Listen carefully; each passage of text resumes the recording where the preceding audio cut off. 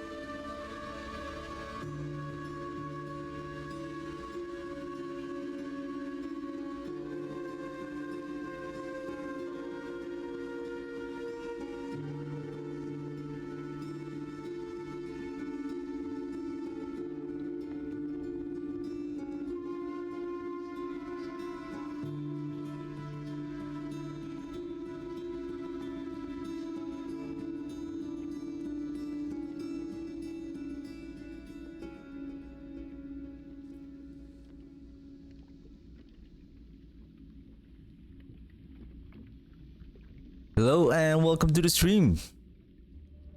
Hope everyone is having a wonderful day.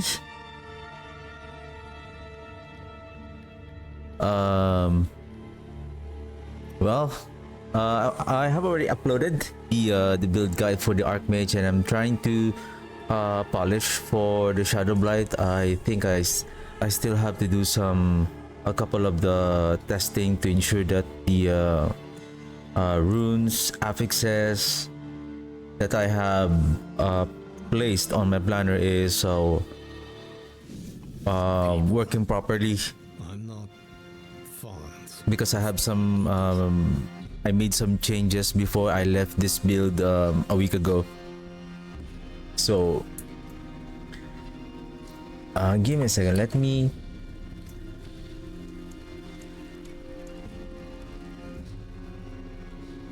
I have so many. I think this one, I don't know if I still need this one. Blood Moon Breaches, that is for the Blood Surge. I think this is for Lidless Wall, Pain Gorgers.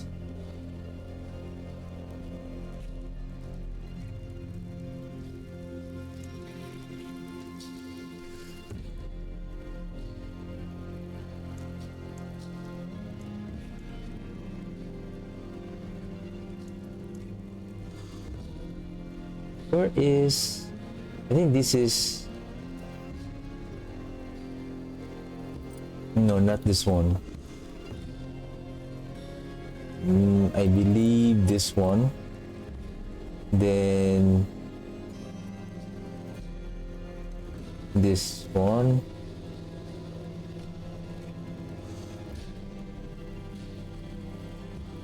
Where's the Ring of Minden and Hand of Naz?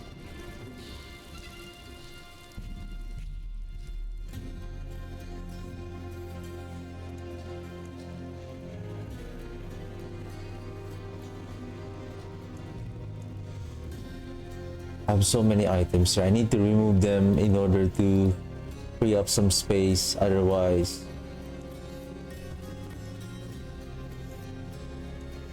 I need some space. Oh, I'm wearing it right now.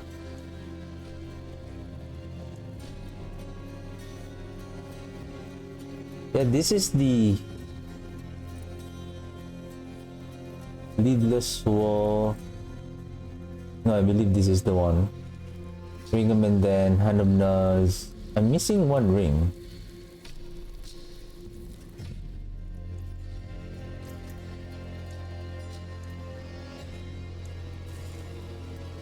There you go. What's this one?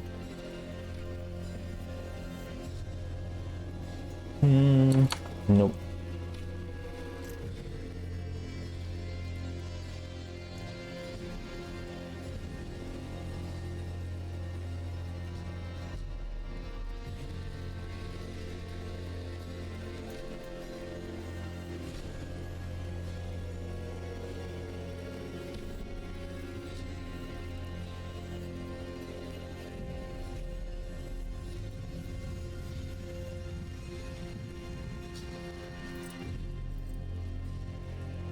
Okay. Let me... This. This. 1, 2, 3. This. Then let's equip our Weapon Piercer. Now everything it's in here. 1, 2, 3, 4, 5, 6, 7, 8, 9, 10. 1, 2, 3, 4, 5, 6, 7, 8, 9.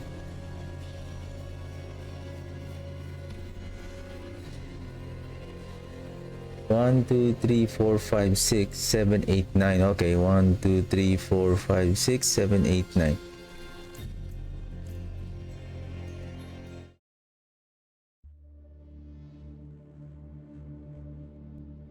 Let's create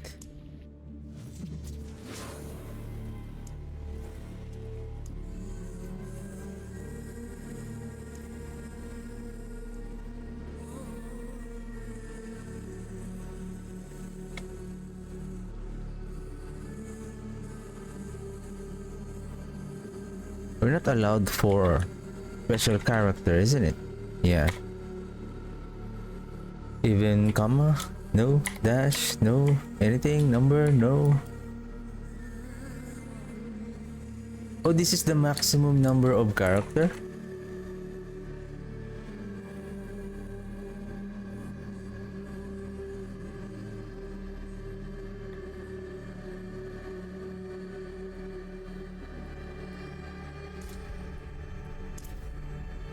It's just what you call it? A mule. Just to carry our stuff. Just to free up our space. As long as the important thing there is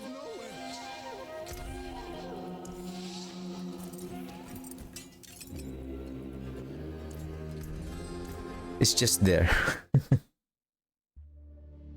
I hope on in future they're going to that our glyphs on our Paragon board, like when we create another character, it will be carried over, basically synchronized with our second characters.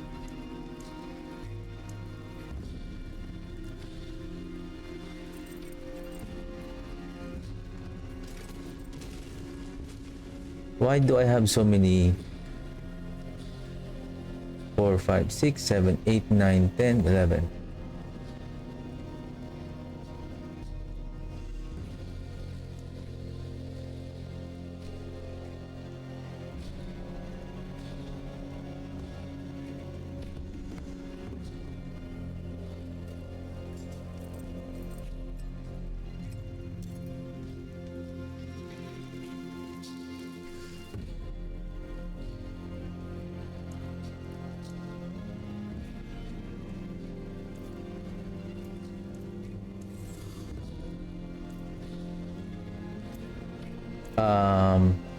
Okay. Since we are using the Mard Guard,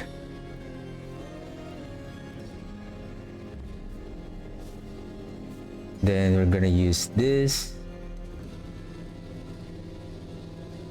I don't think we need the Defiled Dead anymore.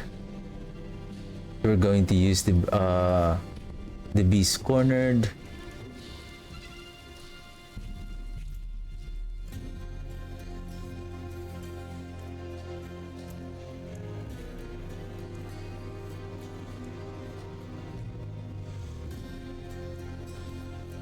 Since we are low in life, I just realized this is we don't need the Coalesced Blood. So I'm looking for other nodes that we can use. So we have the Vulnerable since we don't have the Soul Rift. Maybe we can add more movement speed or no? Or maybe more armor.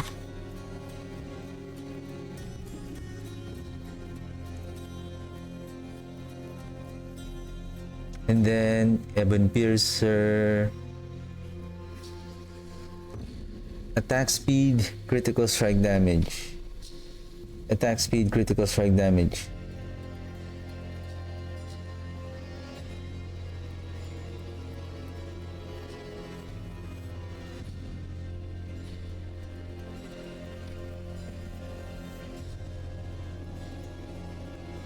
So we need the Undying.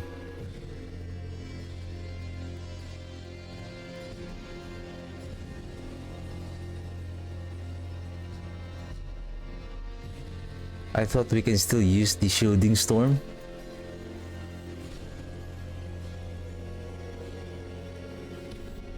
What if Lidless Wall is at the boots?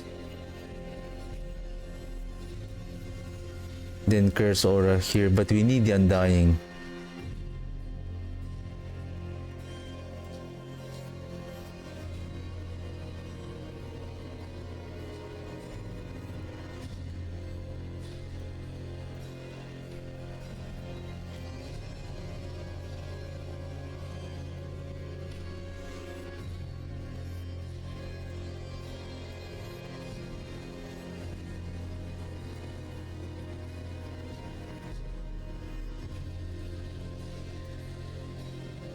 Now this is the thing. Do we need the Undying though?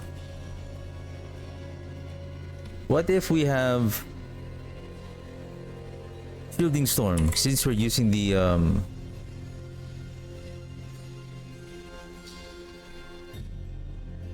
But if we're going to use the mythic setup, the Lidless Wall should be on the chest so that the Curse Aura will still be here and then Air of Perdition can just replace the armor.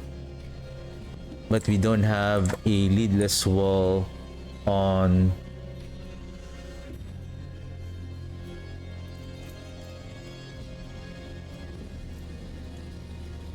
the chest, only on the pants, I believe. Pants and yeah, one here, pants and oh, there it is. Okay, so we can use this one.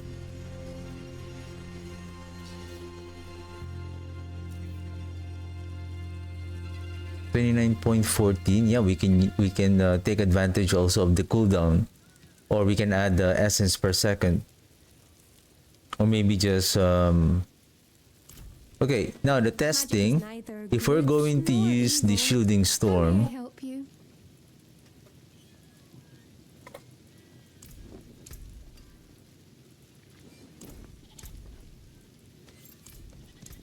masterful work. so we don't need the Q rune. What I have set up is Tal or maybe the Watt rune.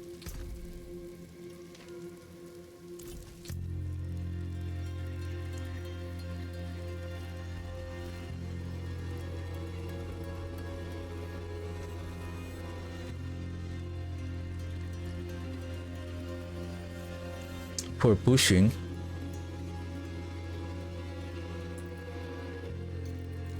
My demons are quiet here. Mostly. Let's try. Hit 90. Are we good on our setup?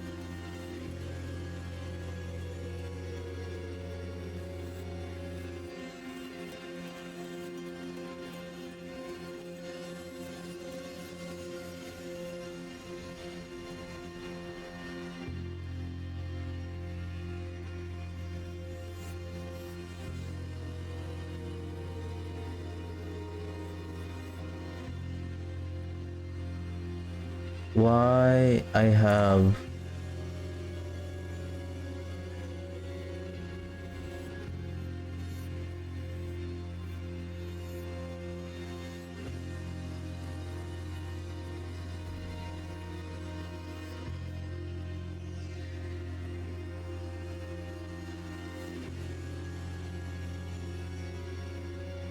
give me a second.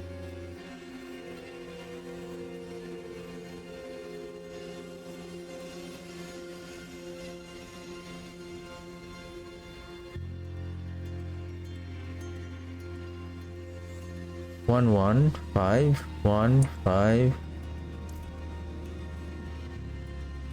Everything seems correct. I have one more point. Okay, 1 point everything here. That's correct. 3, 3, 3, 3, 3, 3, 3 and 3. That's correct. Then 3 here. Then 1, 1, 1. Corpse tendril. Somehow I have up to here. This one doesn't have. 1 also here. 3, 3 and 3. So there's 3 and 3 here as well. Ah, here, standalone.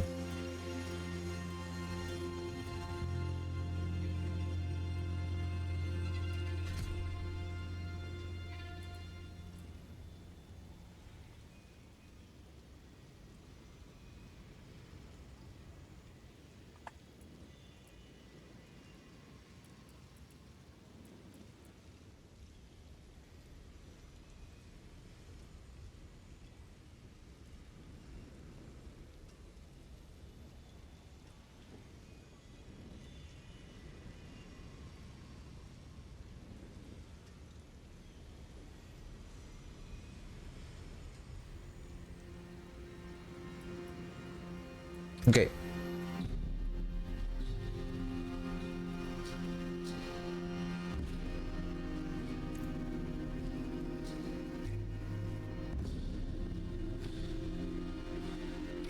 I believe in we need undying during without the lidless wall.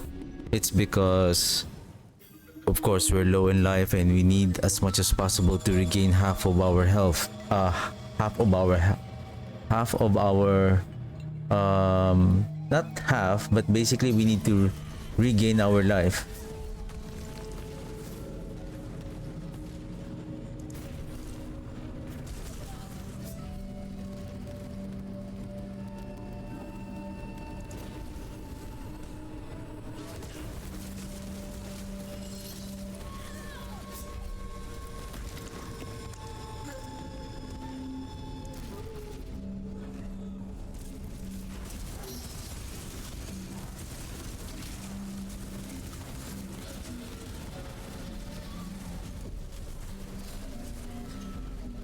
It's just you really need to hit as many enemies as much as possible.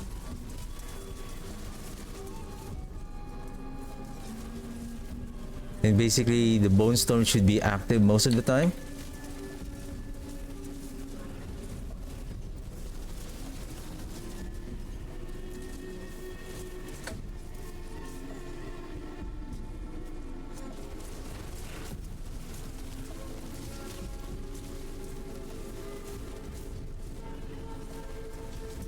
The only problem here is during single target combat.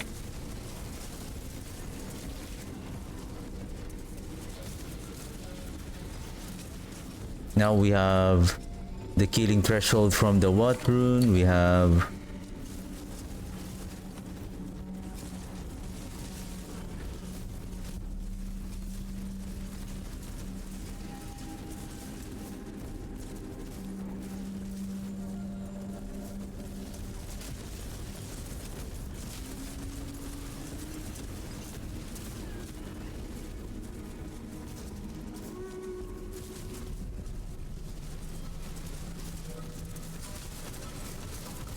as long as there is an active bone storm and it's hitting the enemies, then it should be fine.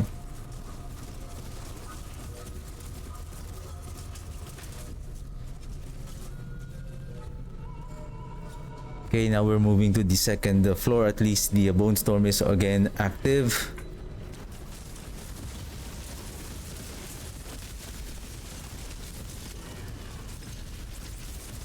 It's just you really need to be careful on engaging the enemies. Make sure that the bone storm, I believe the bone storm should be the one hitting the enemies, or when we cast the blight to the enemies. Yep. So when we cast our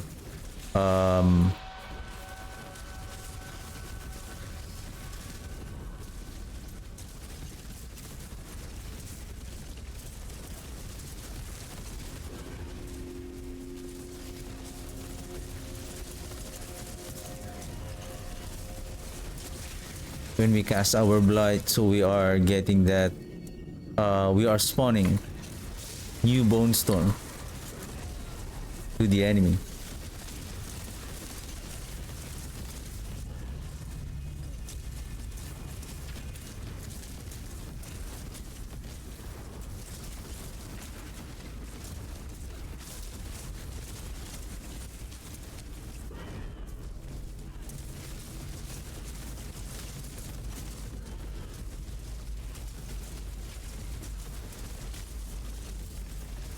We just need to be careful on getting crowd controlled, and then those big explosion, we may still be fragile.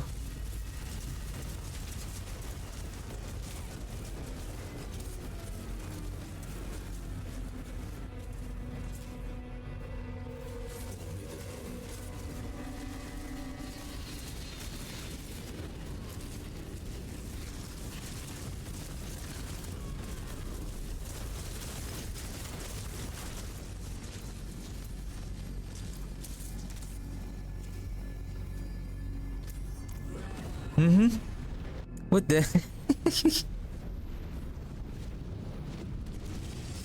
Oof.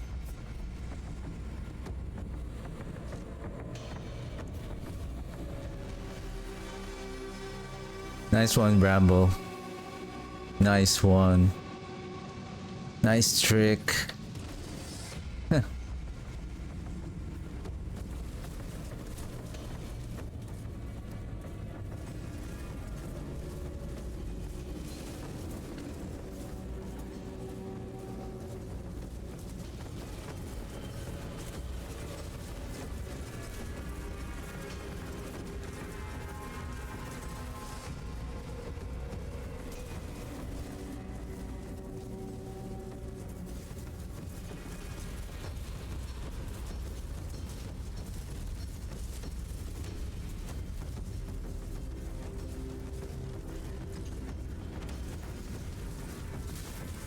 I think with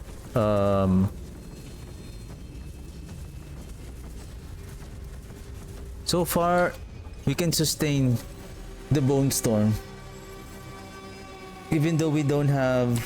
Do you have the ultimate cooldown? Yeah. Oh, who's this? Why we have ultimate skill restore?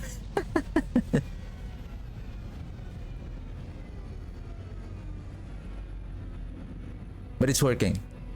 So attack speed. Now question is critical strike chance. Our critical strike chance now is at 29%. When we activate the bone storm, then we get that additional 20% chance. So we are now at 49. Then we cast our grasping veins.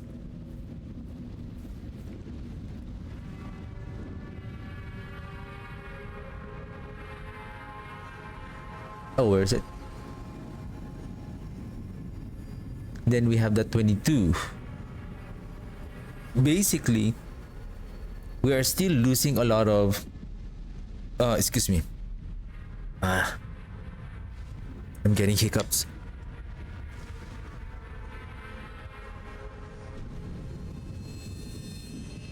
Okay. So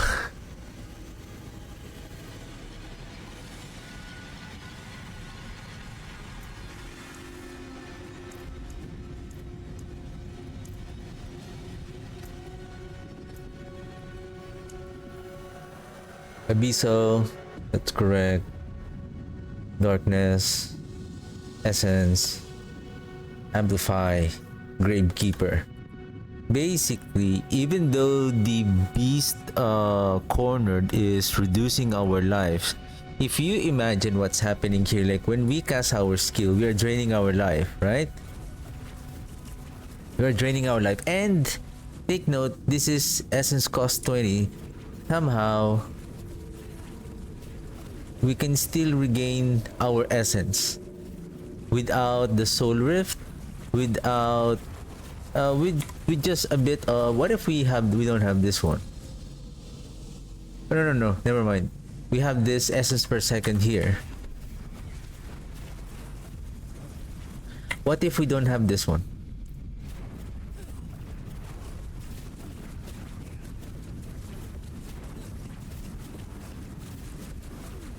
Okay, so I think we need at least maybe you need to have at least the essence per second on the boots to sustain the buff, to sustain the essence cost of the because basically right now this is 20, and then on the loom rune we are with the loom and dam, it only we are short by 3 resource, but with our essence per second somehow it was still able to compensate those few loss. And sometimes you may find ourselves that we're not just keep on standing, but from time to time we are moving around, therefore the essence per second is regenerating, then we cast again, then we move away to dodge those mechanic. And take note, our life is now at 10%. So basically we have drained our life by 90%, and according to the Beast Cornered, these cannot reduce you below 10% life. Therefore, you are still alive at 10% life, and we are still getting the benefit of the increase in damage. The increase in damage, even though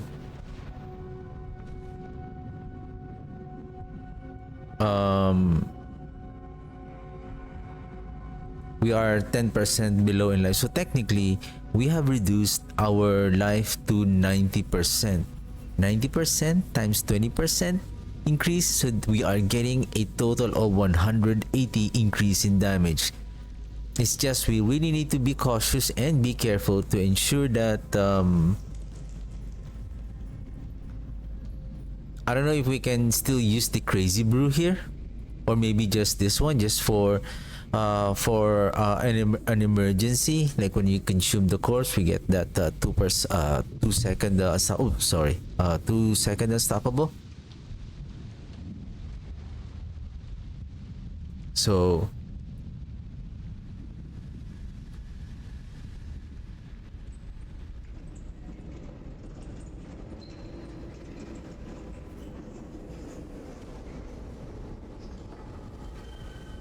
now for the pit pushing, basically this is working. Marred Guard, Beast Cornered. Basically we don't need the Undying here. And then maybe we can place what rune here? Tentam and Loom.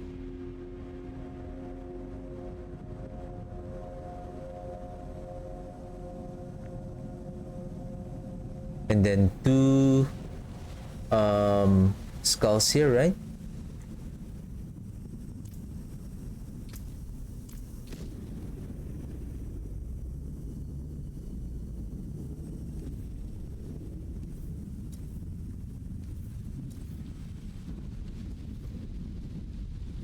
And the armor. Now this is the thing. If the leadless wall is here,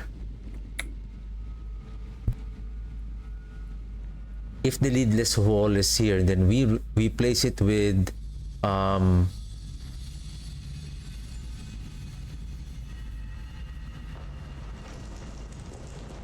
the what you call this? Let's pick up our items and then let's go back to the town.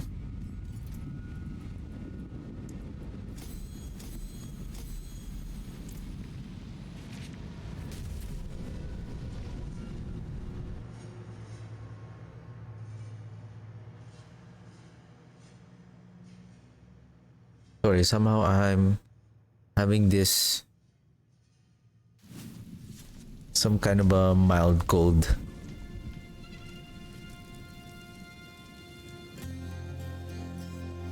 Greetings. How shall I guide my hammer?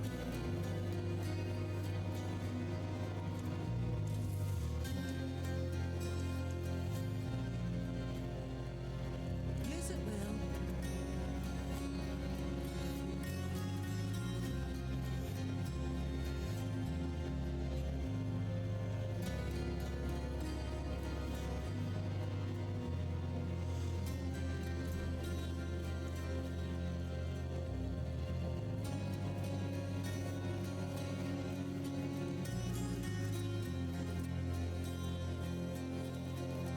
Then how about we just grab an ordinary oh, give me a second. Maybe this one doesn't have any armor, just a regular armor. So we are now at 840 armor.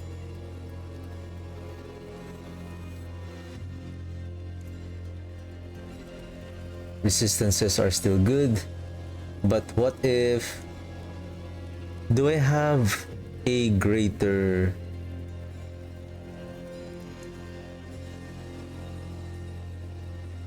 I believe I have a spare here, the Grand Skull.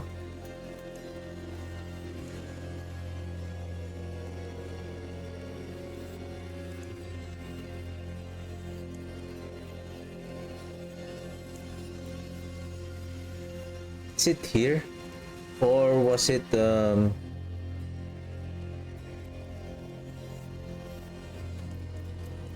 know what?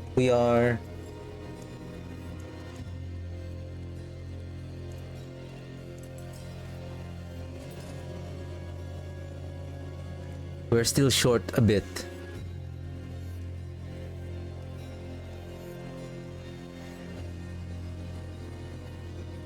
However,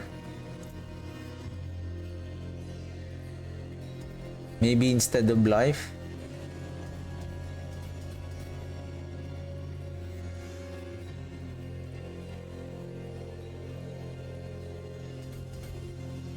how about now?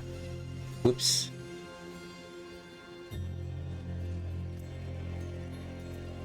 There you go. Max. So technically, there's no increase in armor also, just the implicit armor of the Air Perdition. And then, so it's like, this is the same setup, and then you have the lidless wall here. So basically, that's the setup. In order for you to cap the armor while having, oh, now we have now maximum resistances, which is good. At 8,341 life. Okay. That is good. My hammer sings on your return.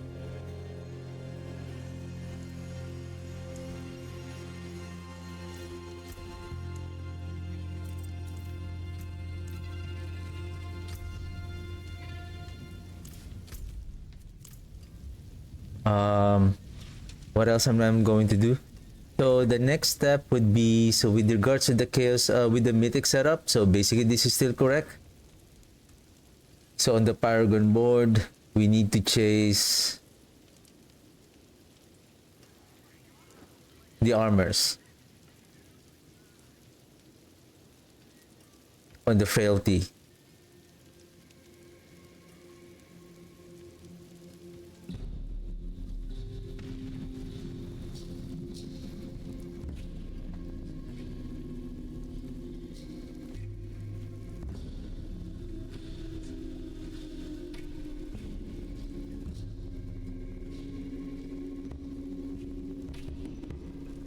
Usually I have a script when I'm making my build guide. I just want to just give me a second, just bear with me as I'm opening this on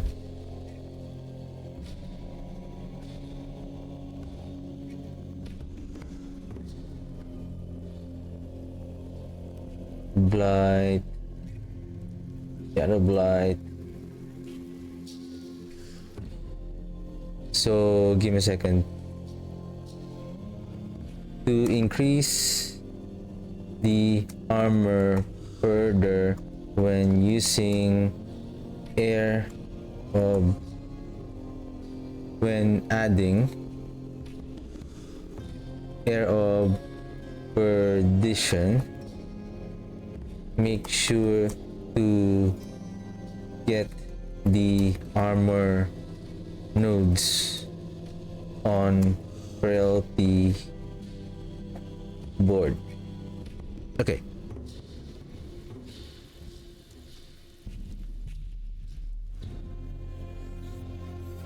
So that I will remember.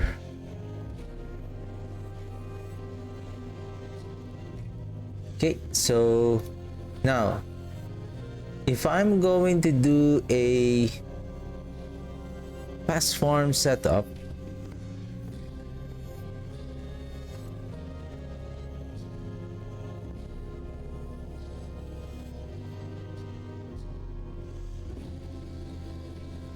I forge more than horseshoes and nails. What do you need? I need Blight's Eyes here.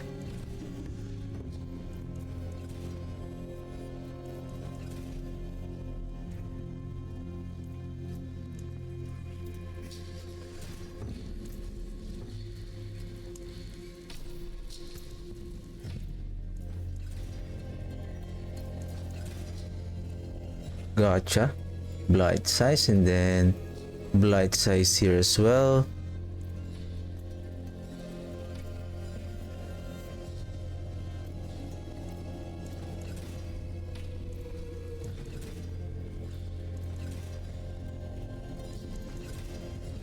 Thank you.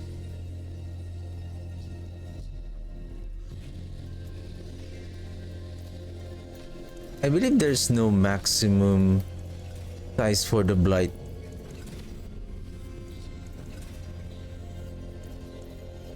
Oh, do I have one more? No? I'll keep my forge hot. Return soon.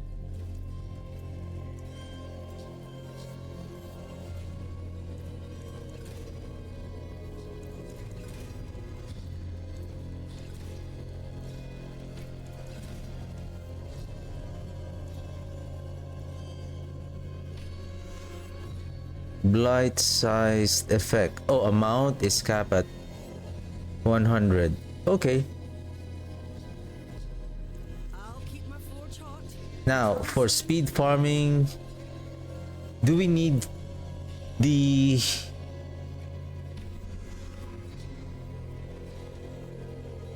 I think the build is strong enough. What we need is to make sure that we can sustain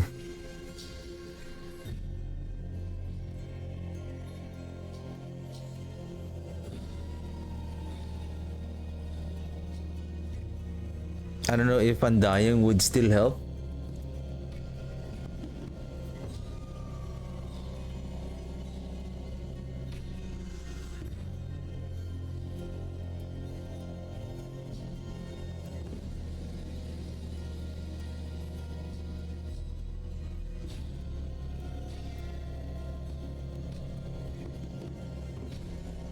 How about Wonders of sanctuary at your fingertips. for AoE damage?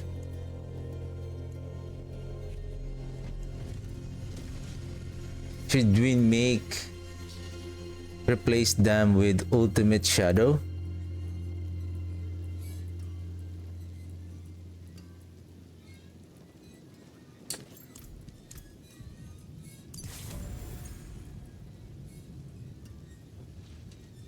And then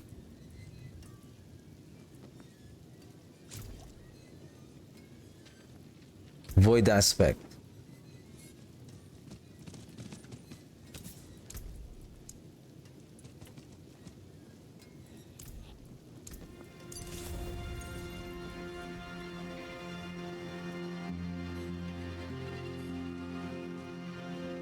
Now this is the thing.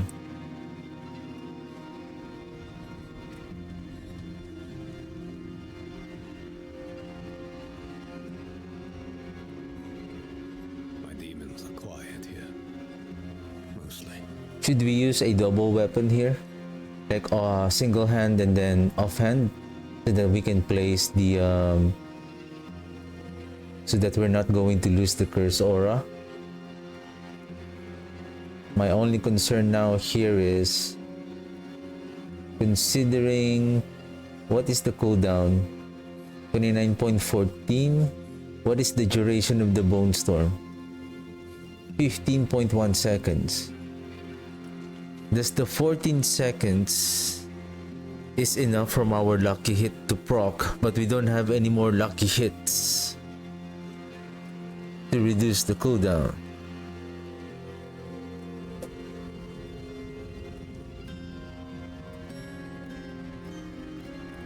And the moment that the bone storm is down and we don't have the barrier, we are in trouble.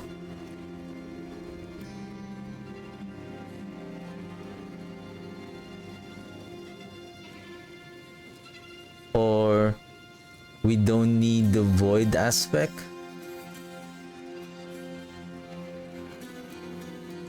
Magic is neither good nor evil. How may I help you?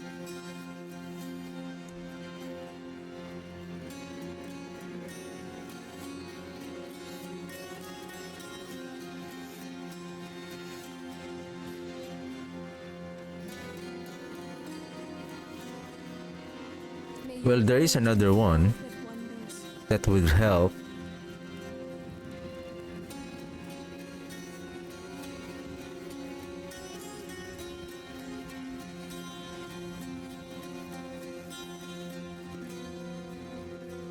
Let's see this one.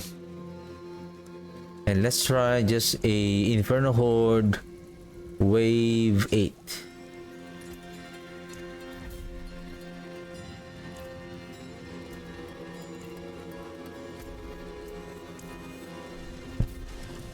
Like, I don't mind if this one will fail, as long as the goal is to make this as efficient on the Inferno Hordes with its Soul Rift Shadowblight counterpart.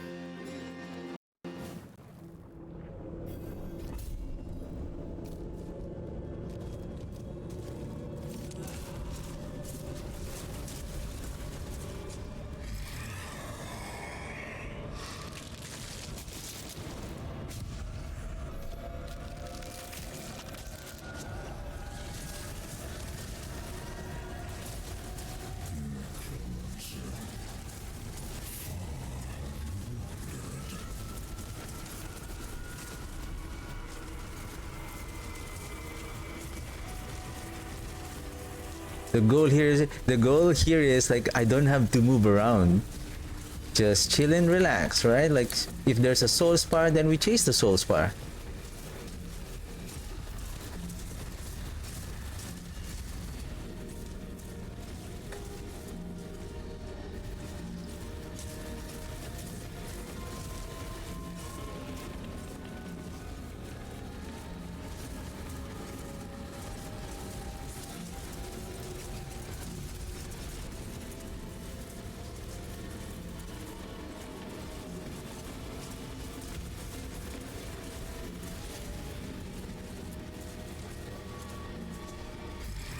Take note, we can still reduce the cooldown. It's just, I don't know why I have this one. I don't know if I still have temper. We can still reduce the maybe we can try how much we can still reduce the ultimate.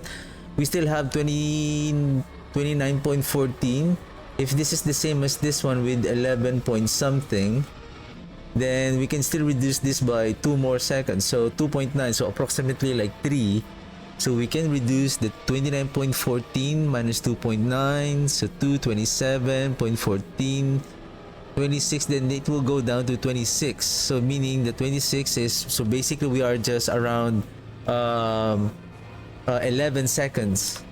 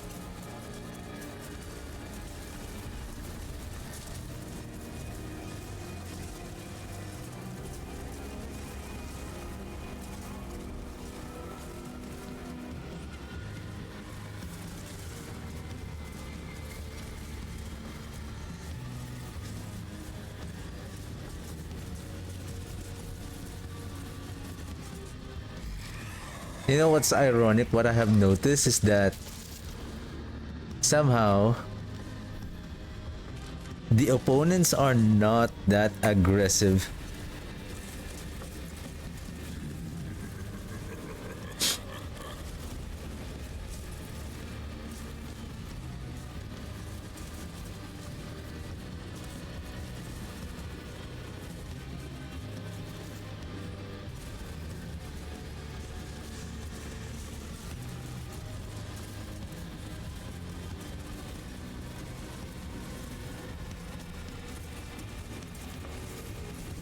and I believe each bone storm has its own duration, has its own duration based on the time that it was spawned.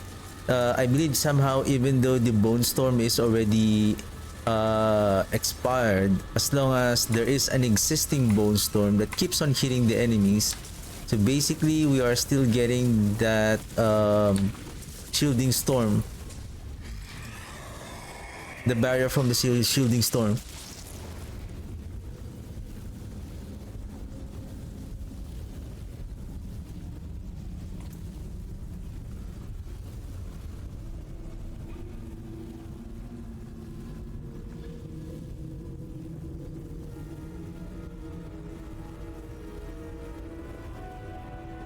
It didn't say, but the duration here of the bone storm is 15.1 on the initial cast.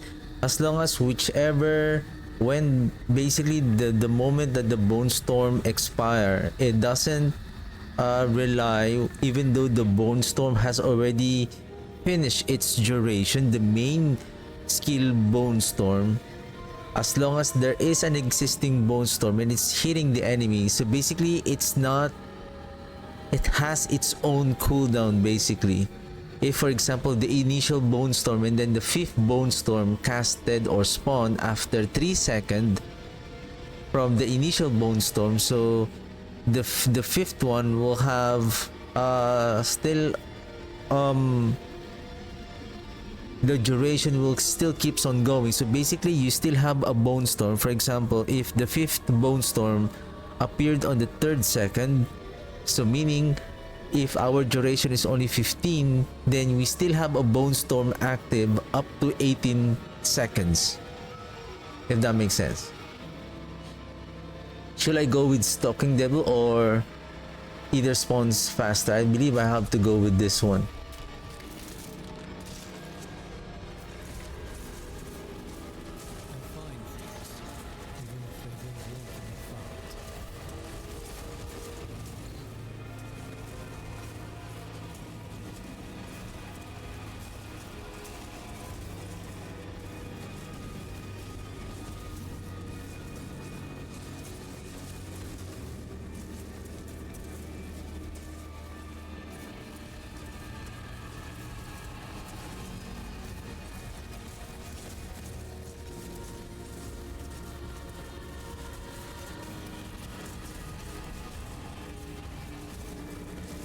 Alright. You know what? I think instead of the ultimate shadow, it's better to use the Oshius Gale aspect to increase the duration of the bone storm, plus it helps on consuming corpses to proc the flesh eater.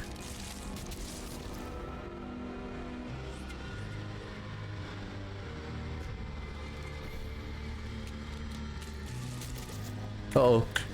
No bone storm.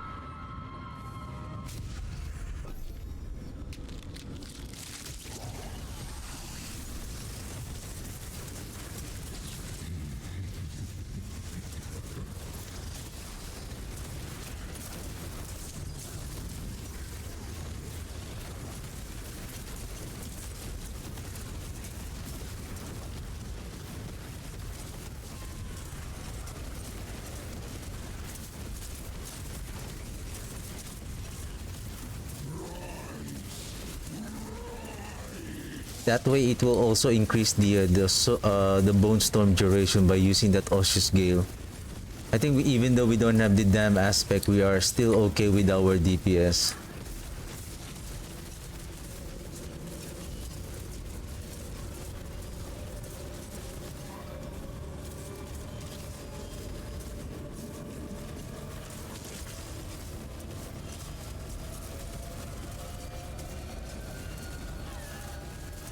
I didn't make it.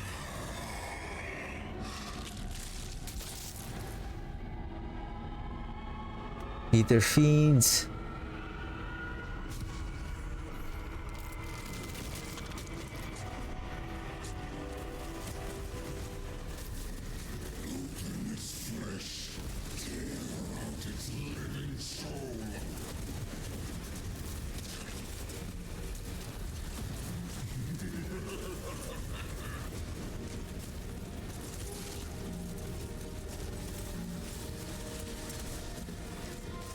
And plus that will also help on the Osseous scale. When it procs the consumption of the corpse, it will also trigger the defile of the dead, just in case we got crowd control.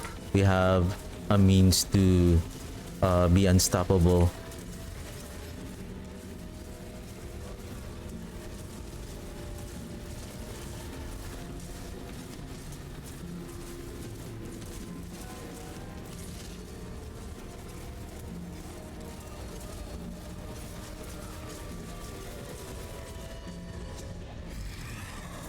What? Maybe I didn't check. +1 Hellborn when spawned. Ether Fiend.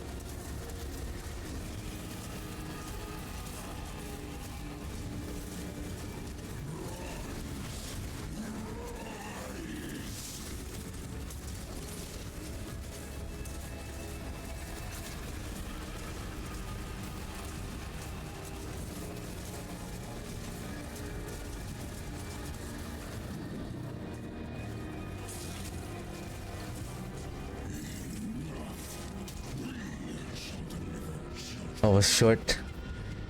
I was looking to fight Bartuk. It's okay.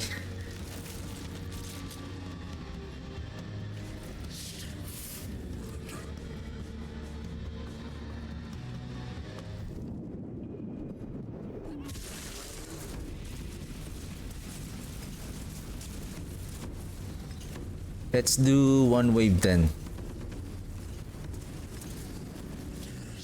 I feel like the wave 8 doesn't give some better goodies. Oh, we have Chaos Armor.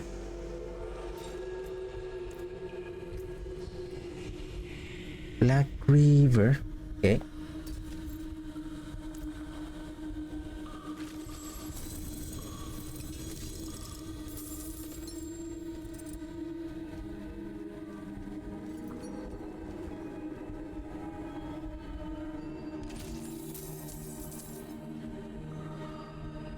Okay, let's do Infernal Horde Wave 10, and before we do that, let's swap, I think, Osseous Gale.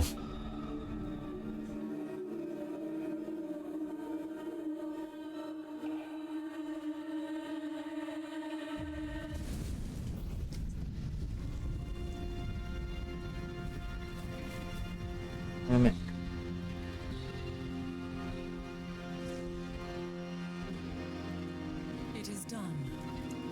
Chaos.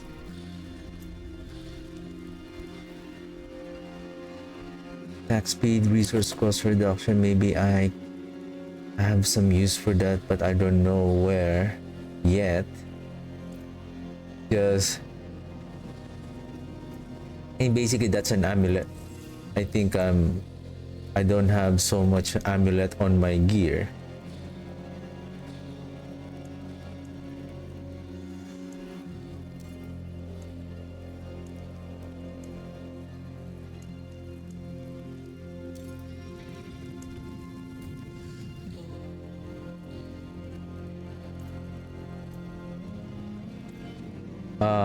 Oshi's Gale.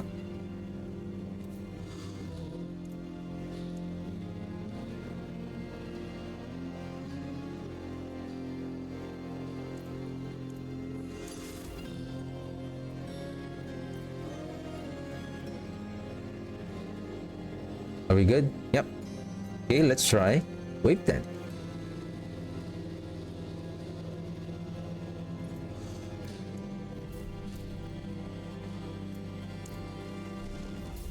So that I can polish my build planner, then this build is also good to go next weekend, because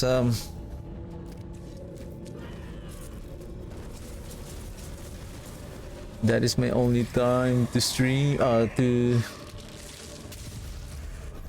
make an updated videos.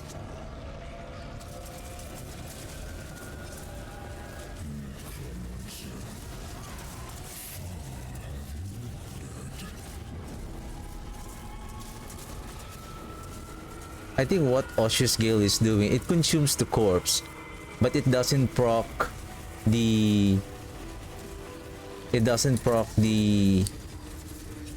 corpse explosion.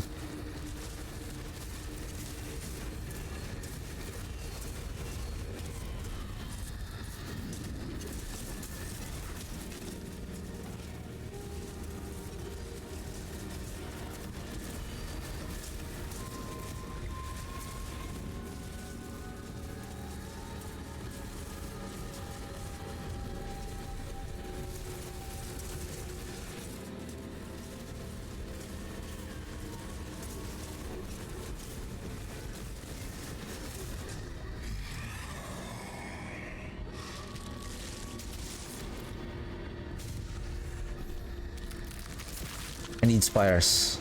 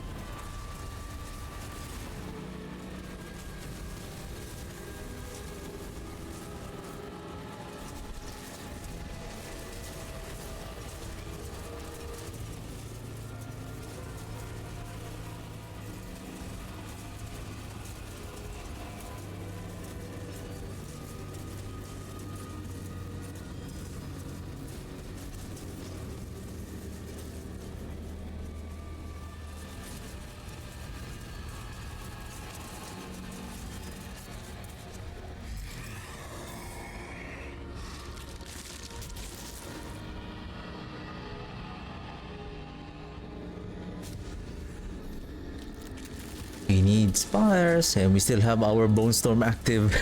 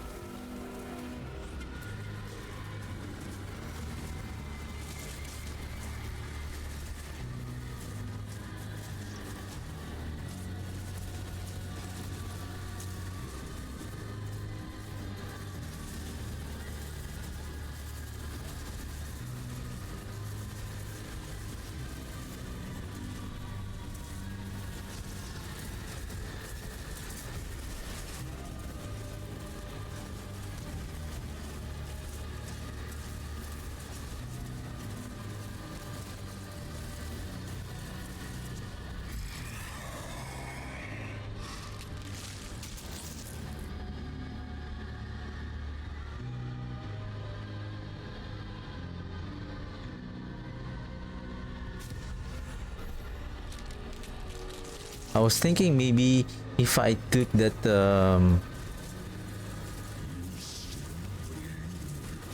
Infernal Butcher on the previous run, probably I may have made it.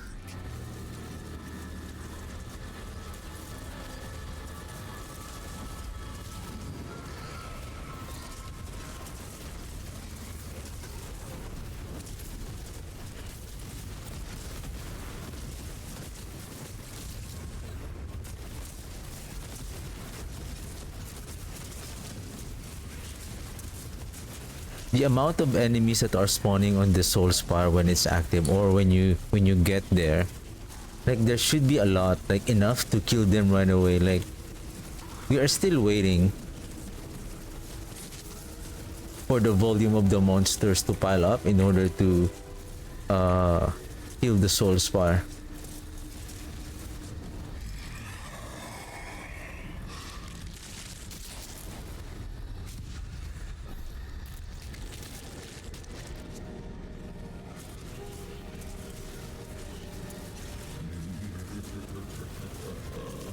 Not much.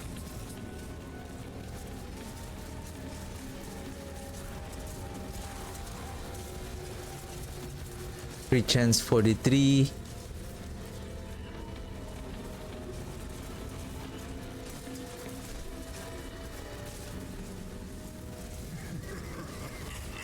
Even at 43 crit chance, and then with the grasping veins adding 25, so that is going to be 65. We're still short, right? But imagine if we have the error perdition, and right now even at 65%, we are still doing okay.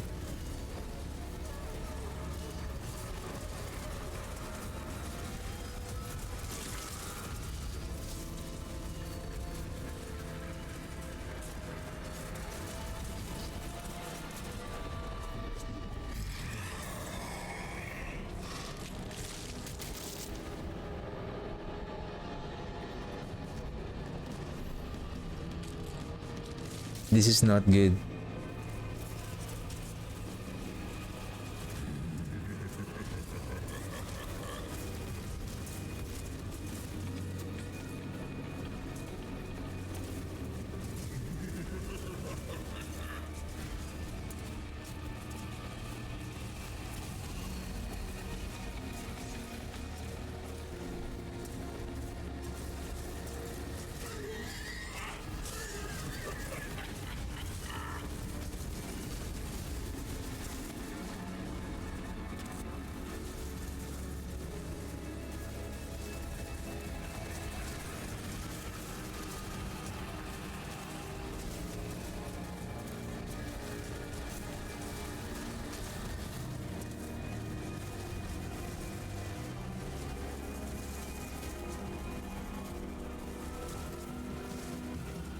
No.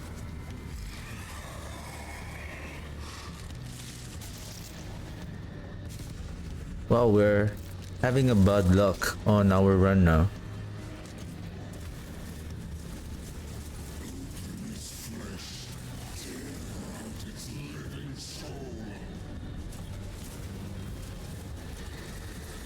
No soul spires.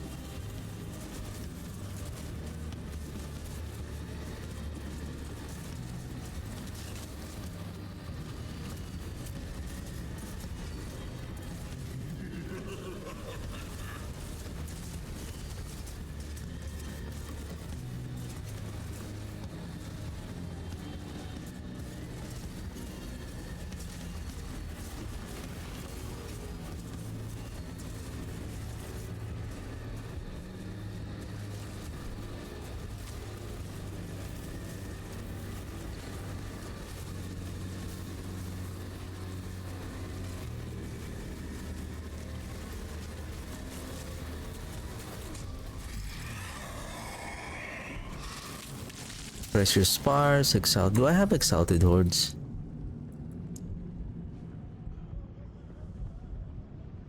I do. 100% faster, so I got 2 already. I don't need this anymore, but I would need this one just in case.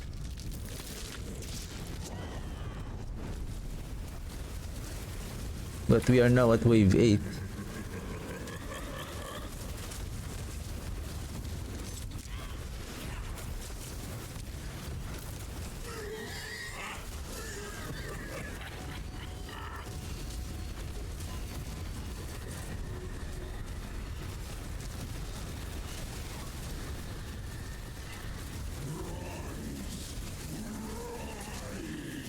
What did just happen?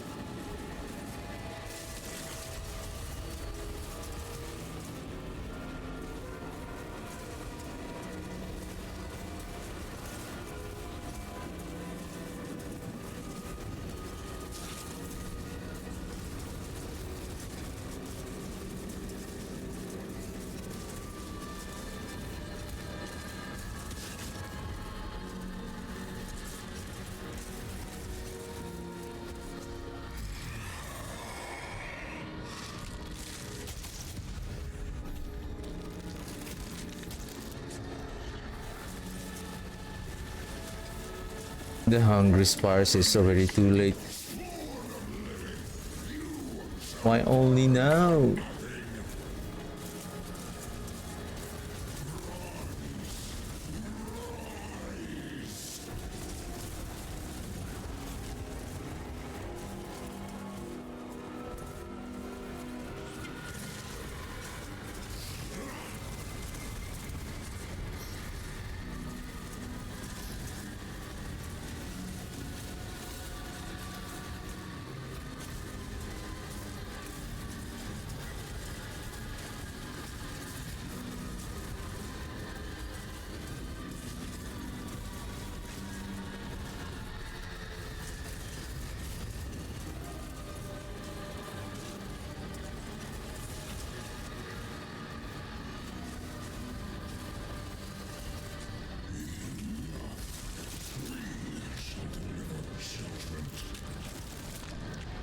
I don't know, for some reason I'm losing some essence.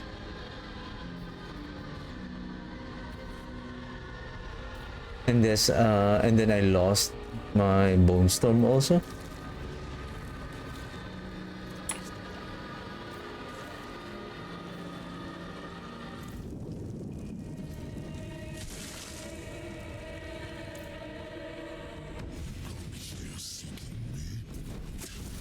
You will find only your own death.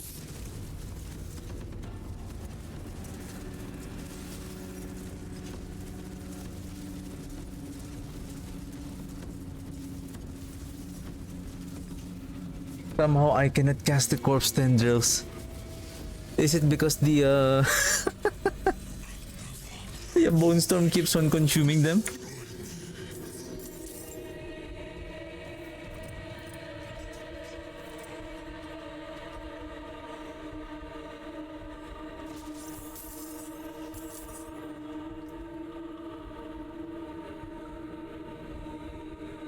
Wow, mother's embrace.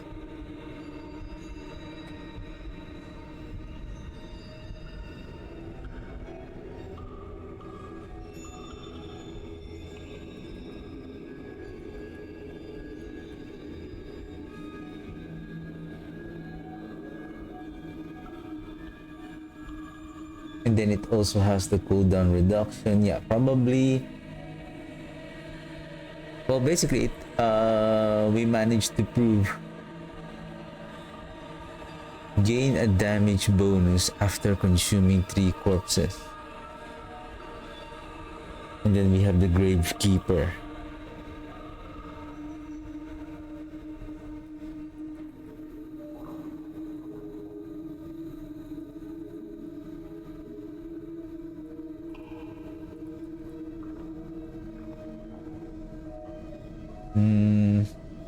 Nah.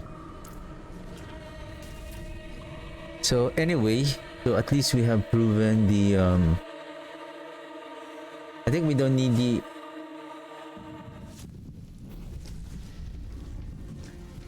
huh?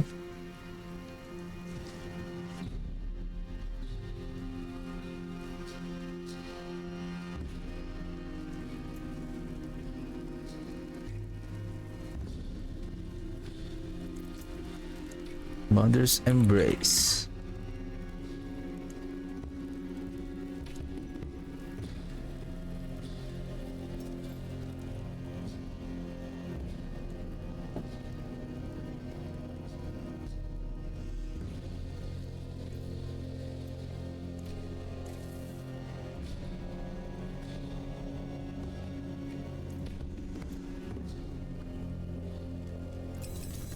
What do we have here? Oh, we still have the gift of the tree, right?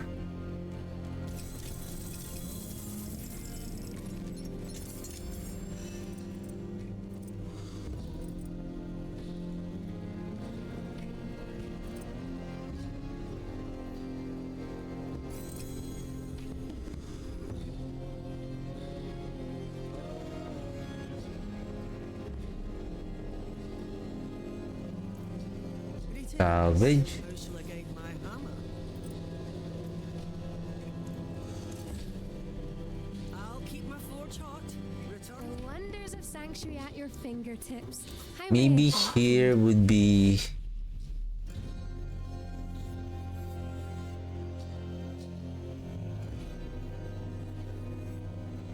I think I'm still okay with that Oshi's Gale.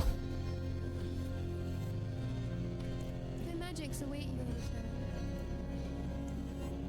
What is our movement speed? 78. Okay.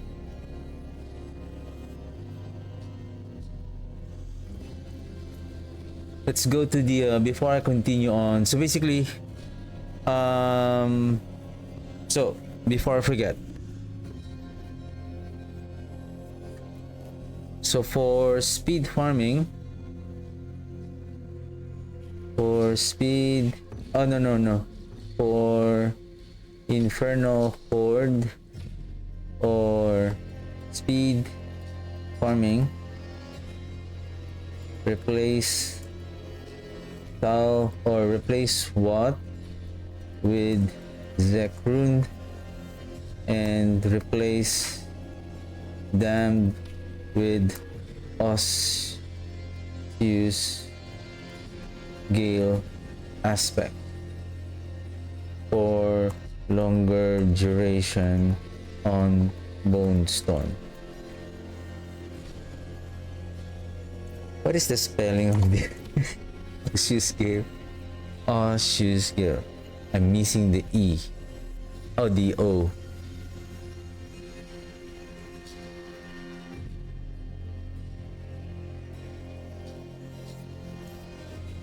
Alrighty, so let's try. I also need to farm the Ahu. I think that is one of the legendary rune that I need to find.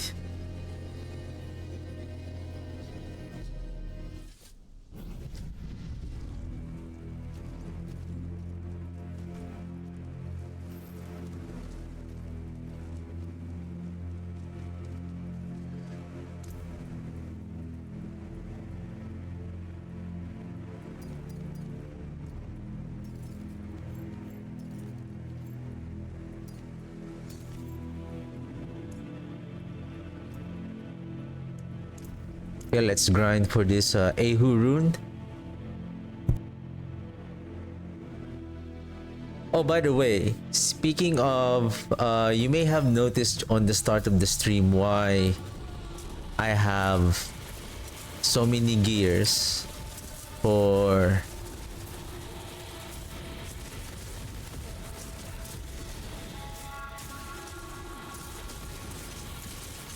the Gospel of Devotee build. And in spite of my frustration of the build when I tested it on Saturday. So I have probably I don't know if I still have time today. If I have, I will show it on the stream.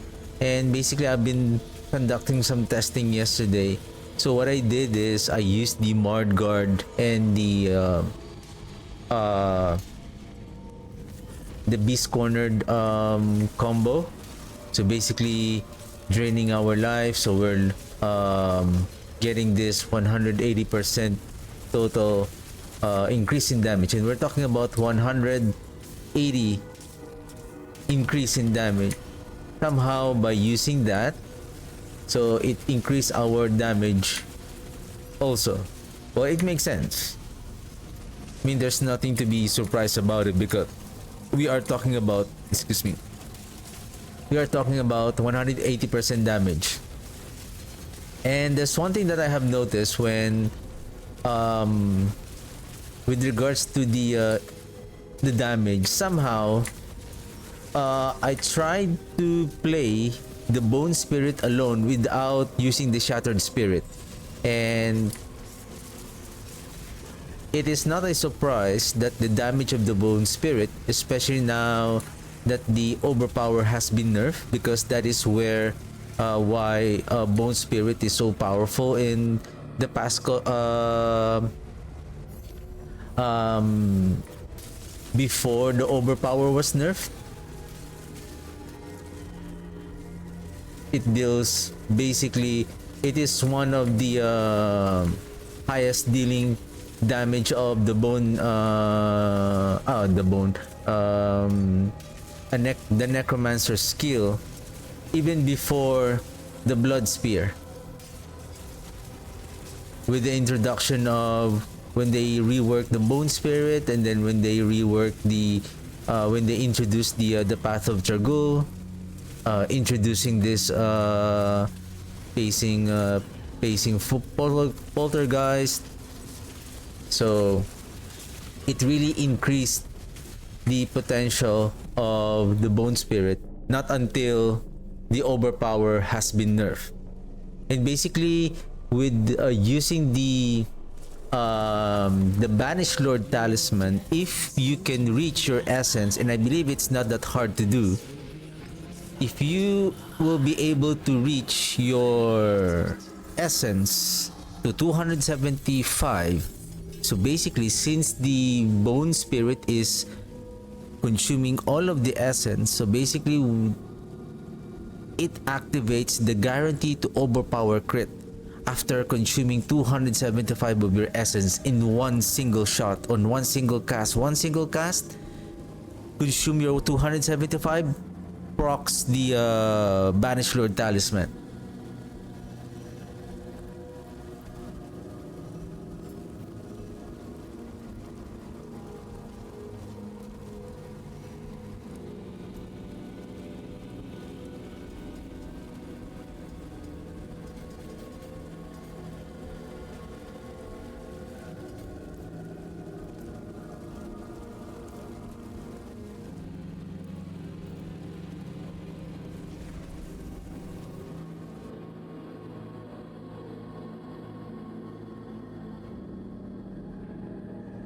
So that's how powerful the build is.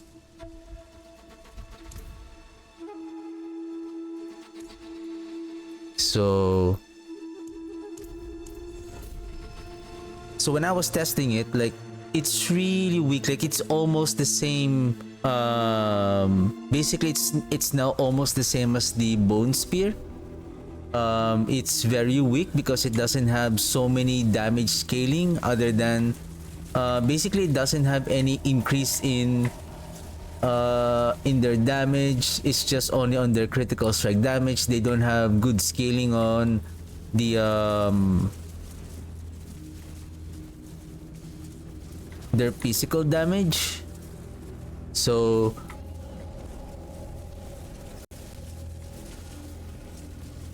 with the help of the Shattered Spirit,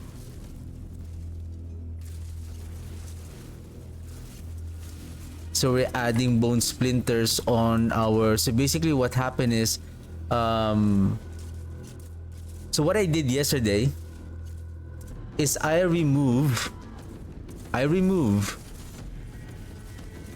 the ranks on the basic skill, which is the bone splinters. However, sorry, not however, but I added it to the bone spirit, and somehow the damage kind of increased. And then after using now the chaos perk, the Mord Guard Beast Corner combo, now I see there's a significant increase now in damage.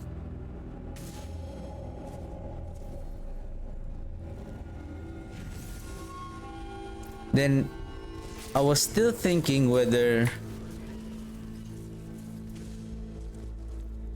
does our damage is still coming from the base. Is it really scaling greatly on using the basic skill, using the bone splinters, or still the bone spirit?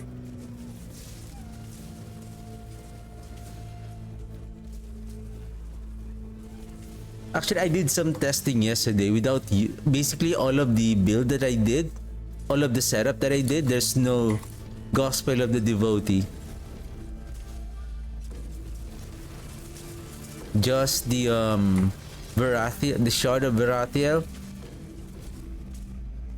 and then the Pain Gorgers. And take note, the Pain Gorgers, I'm using the gloves, and then there's a couple of setup that I did wherein I'm not using the Pain Gorgers.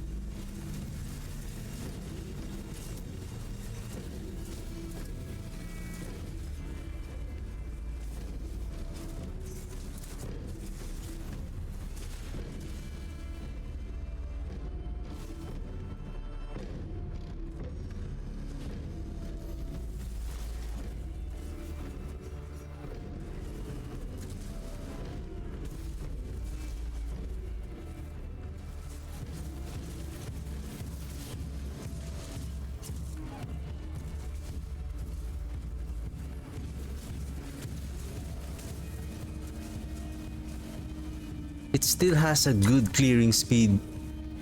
One cast, leave. One cast, leave. Leave. Leave. Leave. As long as there's a void aspect,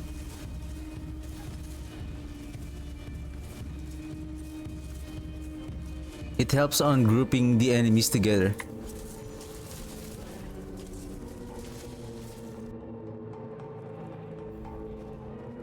Hope we get the Ahu soon.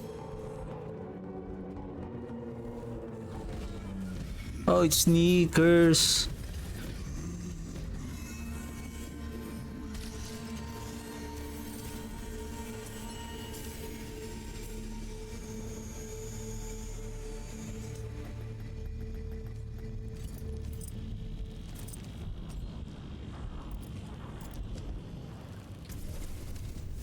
Still no sign.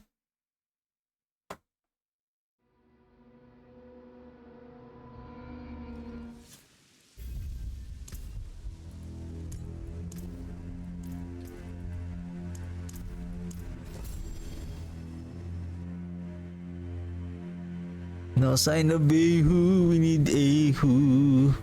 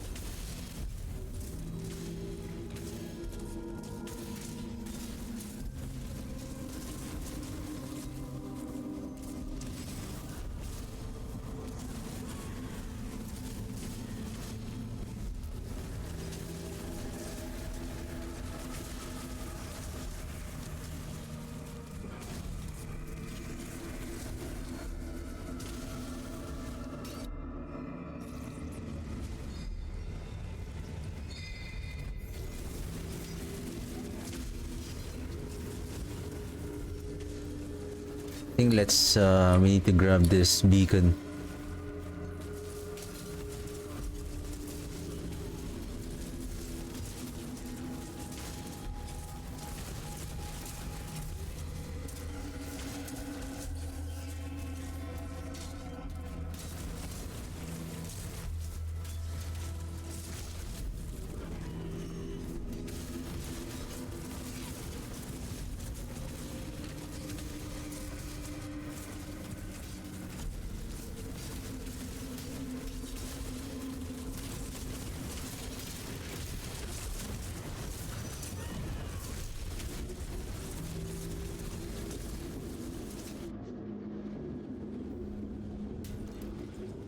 Come on, give me a who.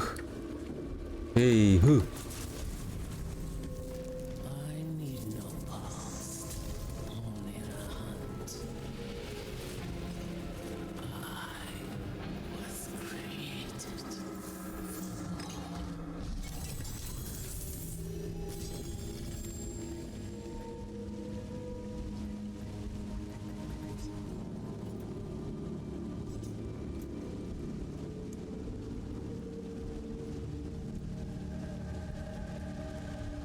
If I see a third one here, then that might be a who.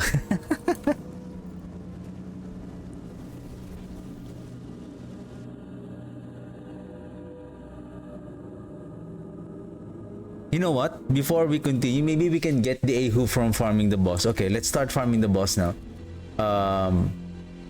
Let's start with... It's okay.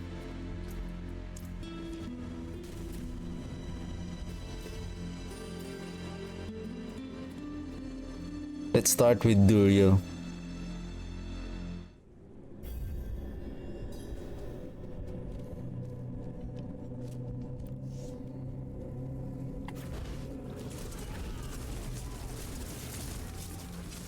Then I don't think I still need the dam.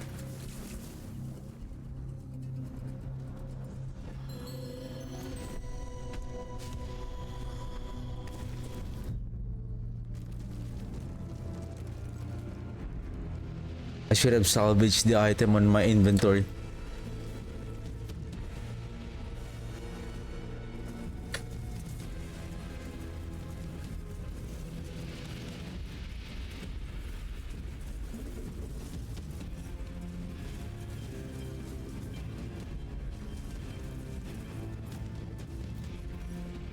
Uh-oh. We're dead.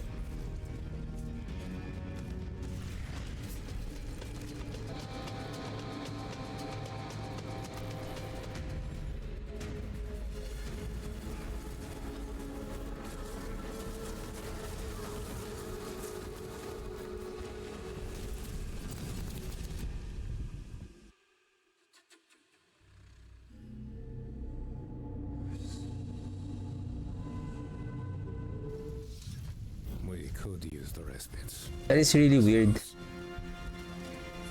Like somehow the Osseous Gale is preventing me from consuming corpses. I cannot cast the grasping veins, the corpse tendrils. 100% there's corpse, and I believe it has already consumed 8 corpses already.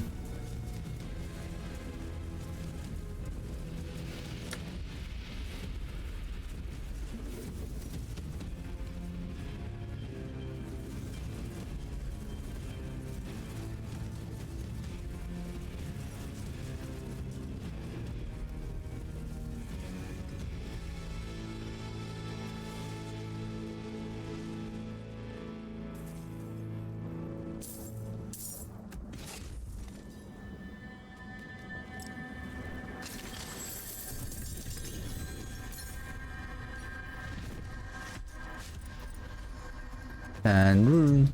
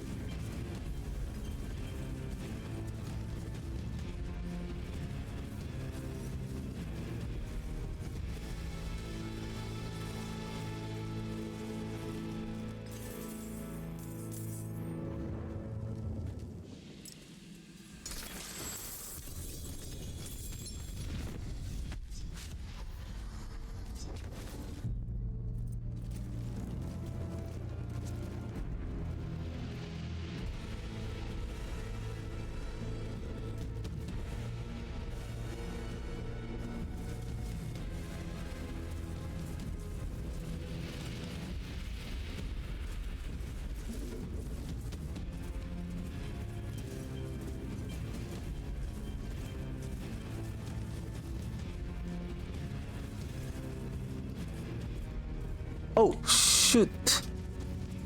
We're dead.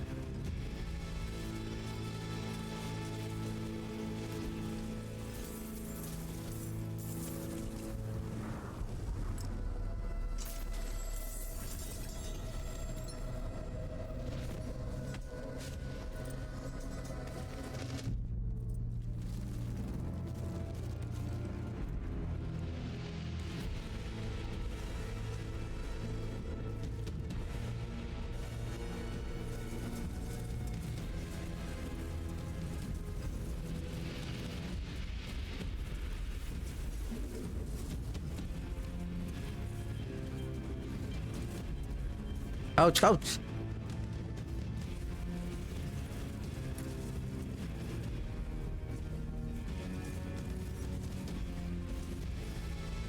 That was close.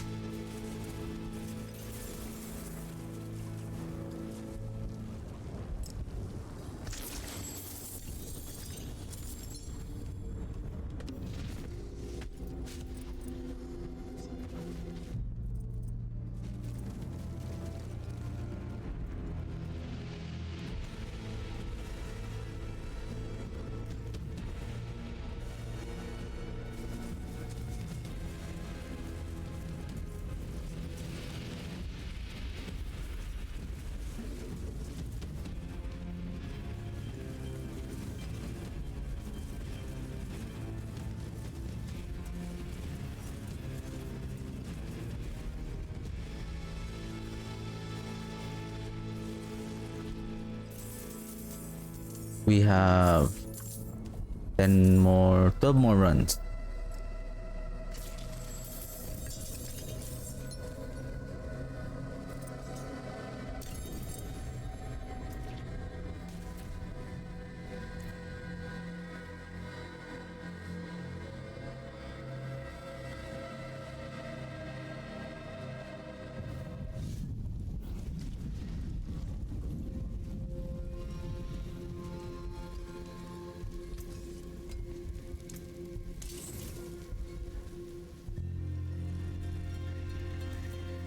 Come on, Ahu.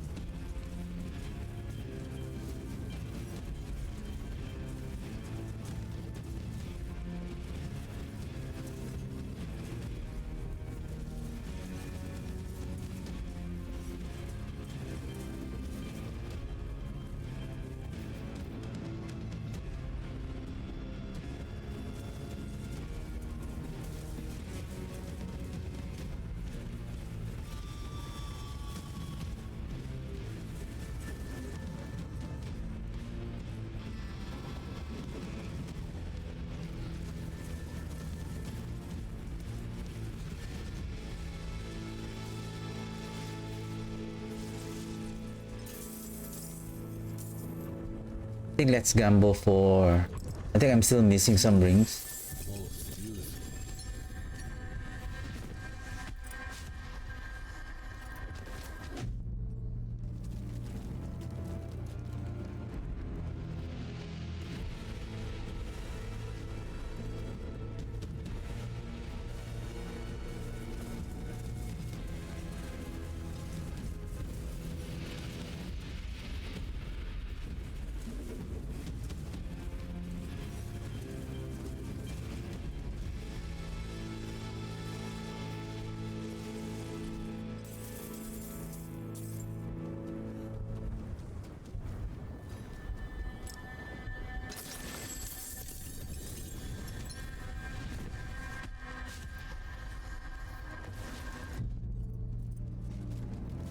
You guys are greedy.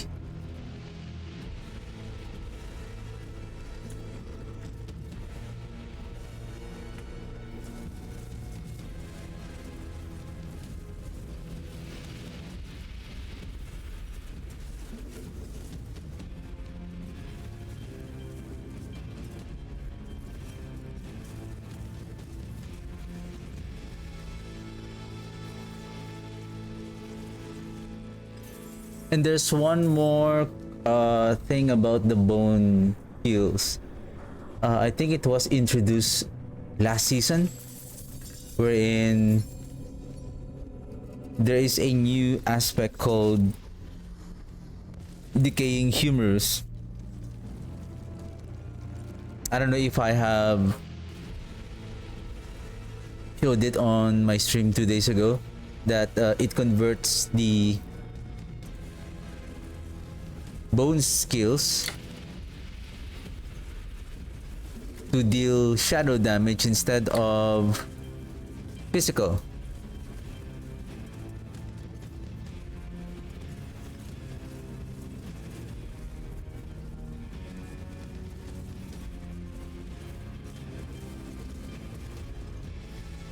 And since the wither node, we have so many shadow damage that we can take advantage of. Therefore, we can still further increase the damage of our bone. Especially now that they have changed the wither node.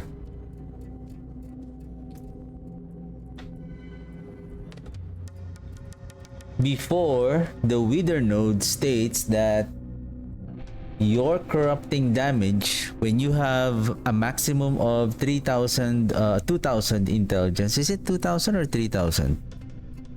I think 3000, or maybe it's 2000. Anyway, you need to reach a certain amount of by increasing your intelligence, you increase your chance up to 71% and up to, is it 300% or 275% in multiplier damage to increase your corrupting damage, not shadow damage. Now they have changed the wither that any shadow damage, the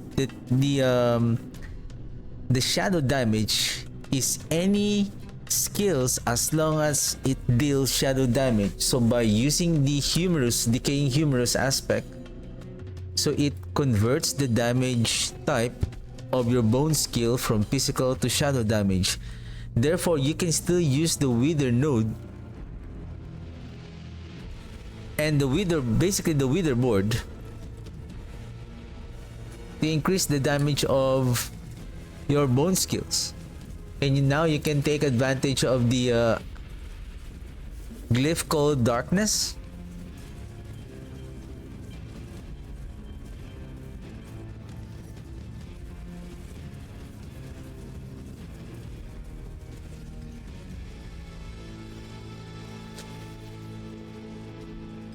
That increases your damage, that can still further increase your shadow damage.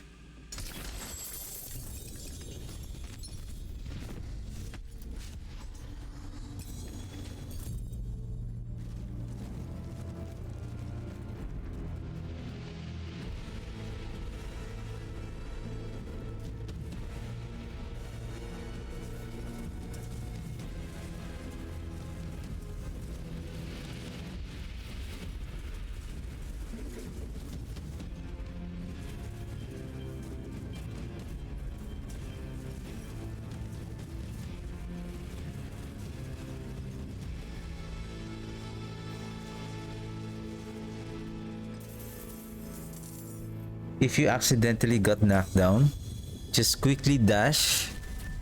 You'll be able to just keep tapping your dash and you'll be able to dash away from that from the range that he will do that. He will grab you with his mandibles. How shall I guide my hammer? What's left, you ask?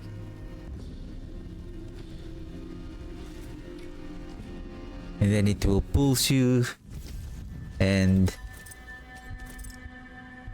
And you have no escape. Oh, we got Tam Rune.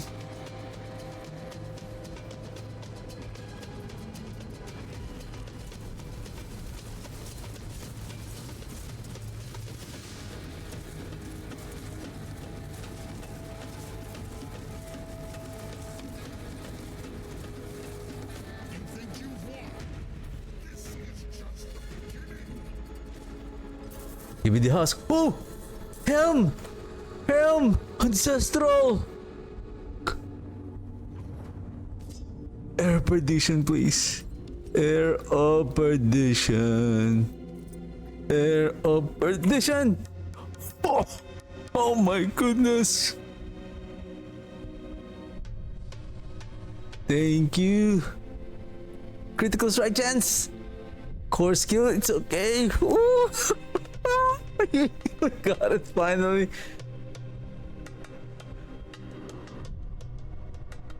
You got it.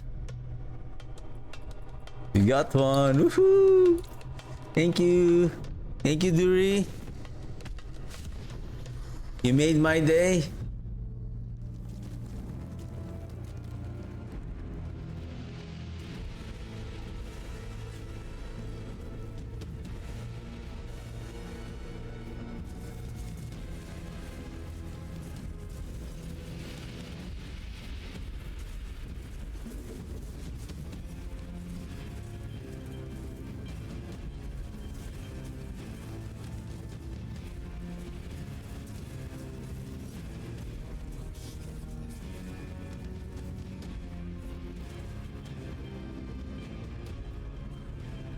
Now we can optimize most of our builds with that helm.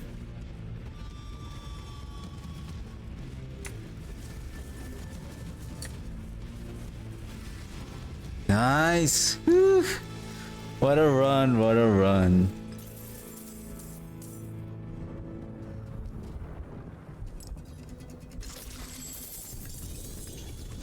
I still need the Ahu though.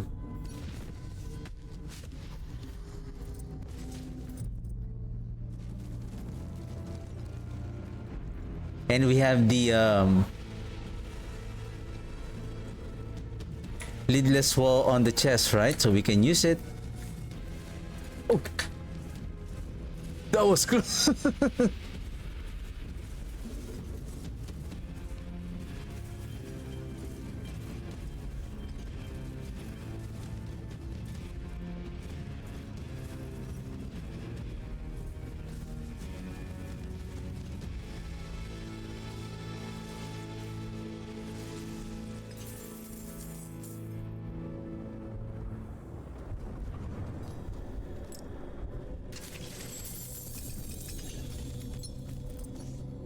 Warun.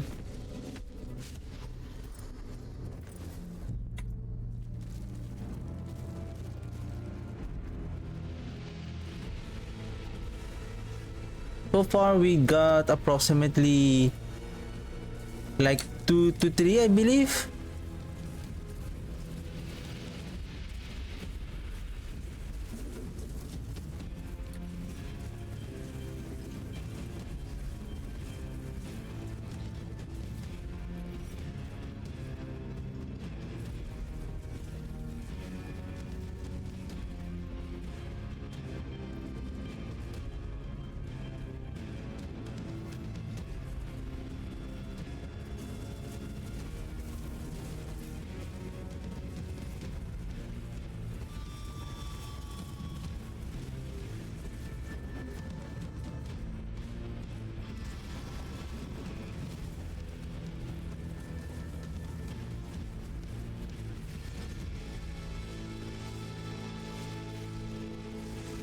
What do we have here? Hand of... Wow! Hand of non-skeletal mage mastery. Well, basically I don't need it, but if somebody else need that, I can give it for free. That is a good one. With mastery on the skeletal mages.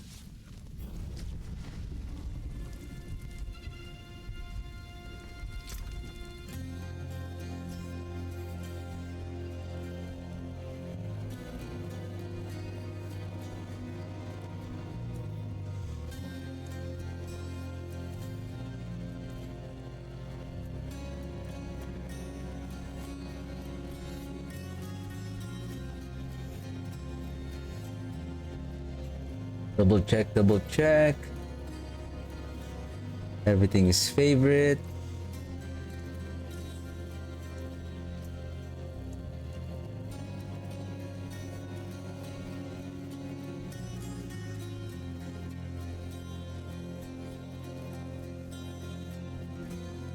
Ah, better.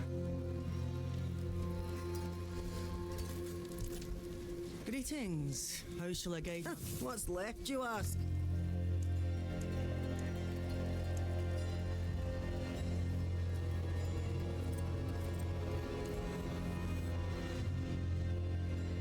There is power in these stones.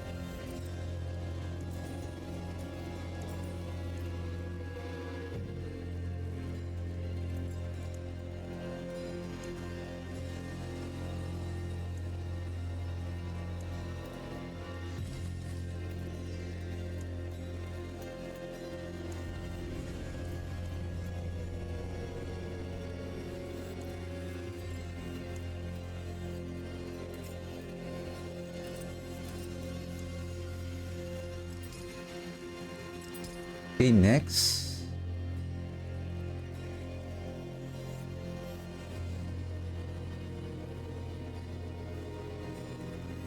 Oh.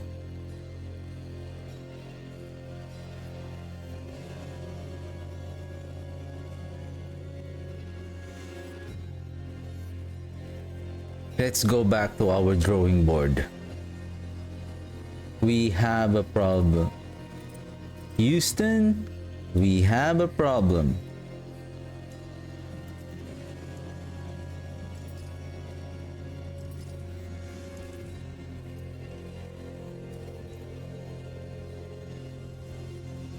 So, if we are going to use the error perdition, of course, this will further increase our critical strike chance and an additional increase in damage. However, we're going to lose the efficiency of doing and generating barrier. Either we go with Q. But if we're going to use the Mardguard Beast Cornered combo, the Seer Q here, I feel like it is not going to be efficient unless you have to use the Undying. But we cannot put the Undying on the gloves or on the boots. It needs to be either on these three: helm, chest, or pants.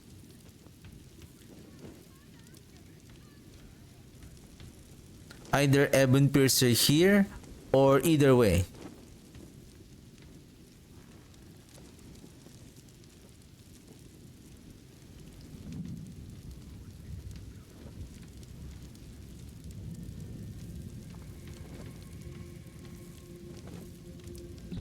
My only concern here is the essence generation.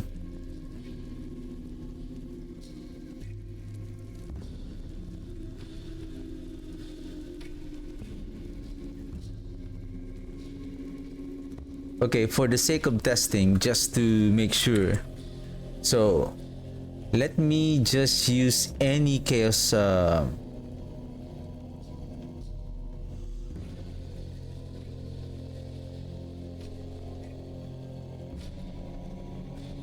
I believe the chest has an essence per second. So we should be okay with the essence per second. This one. So we should be okay. So we should be okay in terms of our essence. However, we need the leadless wall Forge more than horseshoes and nails. on the boots.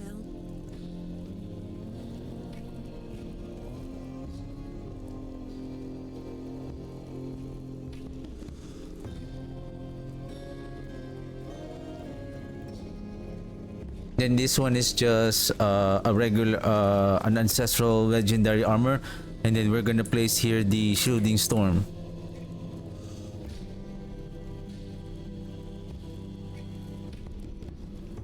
And Then instead of Q, then this is Watt rune for pit pushing, or Zek rune for speed farming.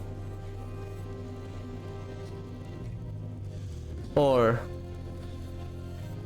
if you're going to use the Osho scale, I don't think we need. You might need. Give me a second.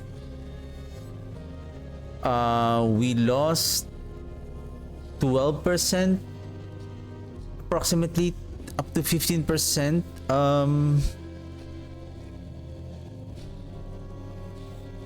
Up to 16% approximately movement speed.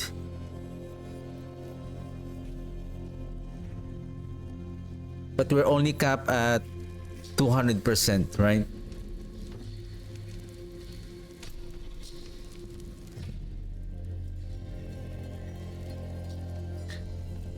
(22.1% away from your maximum movement speed. There is another rune called movement.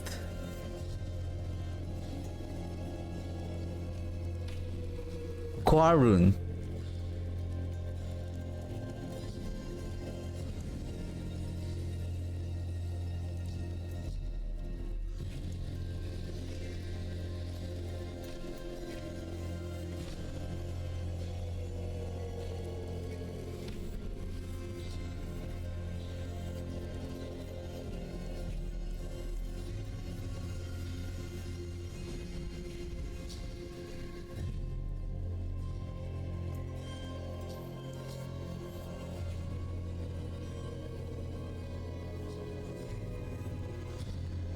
Does it go beyond 200%?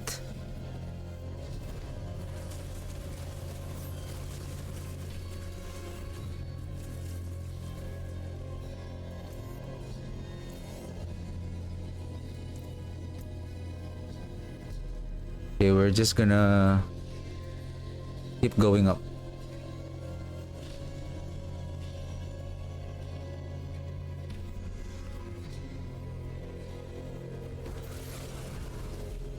Not much gets past me.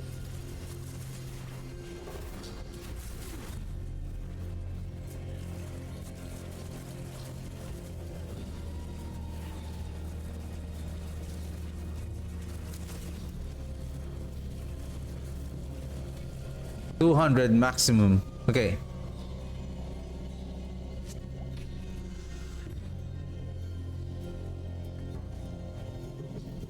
Gotcha.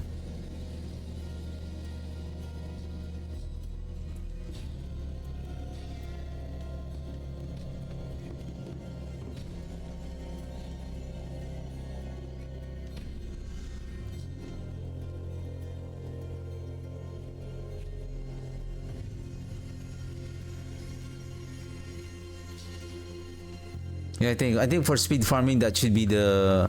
I think for speed farming on Infernal Hordes, oh sorry, on in Nightmare Dungeons and Helltides, go with the Qua rune. But if you're farming Infernal Hordes, you will need the Zek rune. Or probably Qua rune is still okay, or you switch with a non-mythic. It should still be okay. Because you need the void, right? You need the void.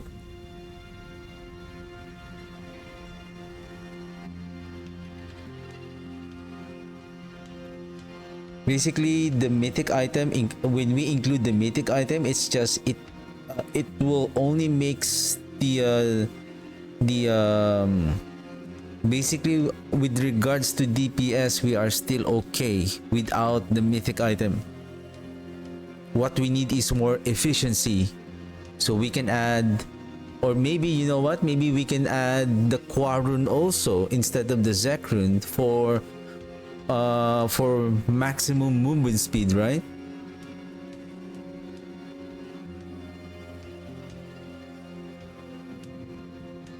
Yeah.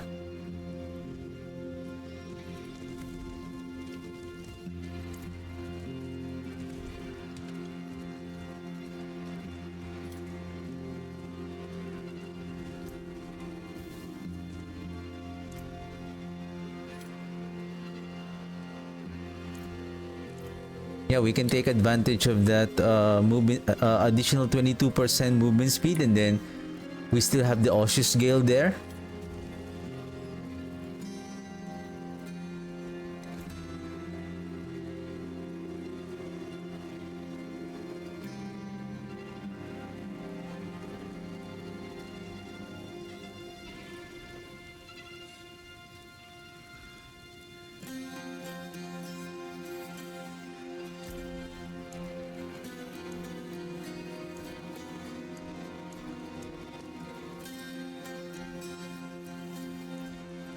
Let's fully complete the setup.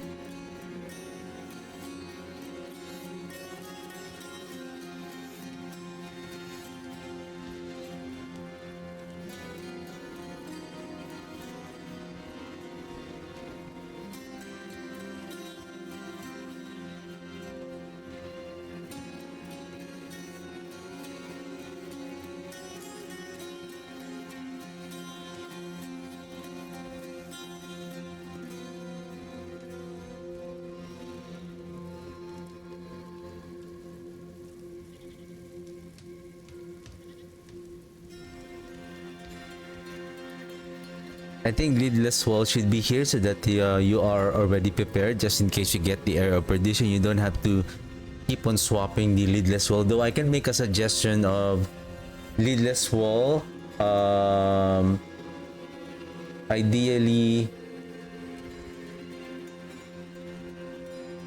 Chaos Lidless Wall. Ideally on the boots, but will work also on chest, or will work also on other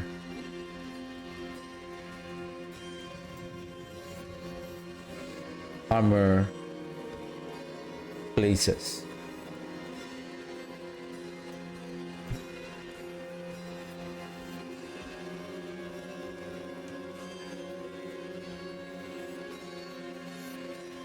But if you don't want to keep on swapping your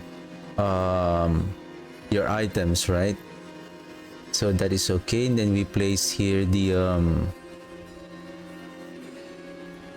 Cursora.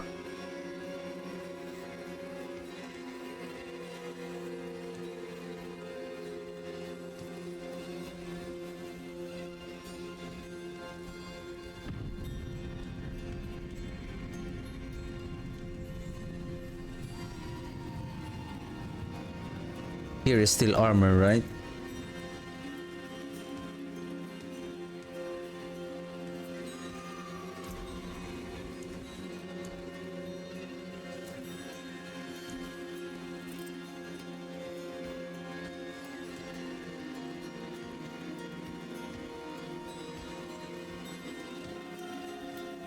Then if that is the case, setup here. So basically it's ideally this one should be armor. And this is essence. Just in case you found a lidless wall either on this should be the setup. Either essence per second here or armor, or this one is essence per second and then armor.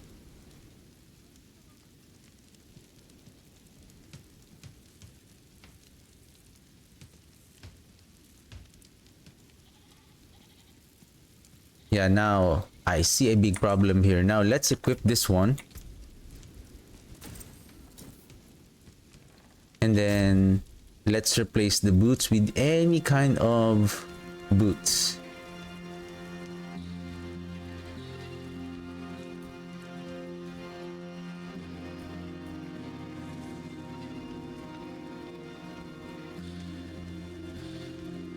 This is the problem that I'm talking about.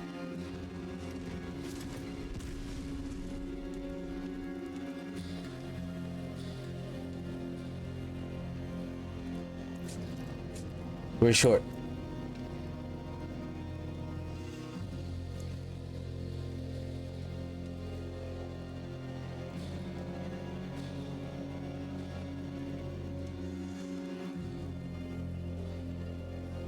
On my planner, do I have... Yeah, I do.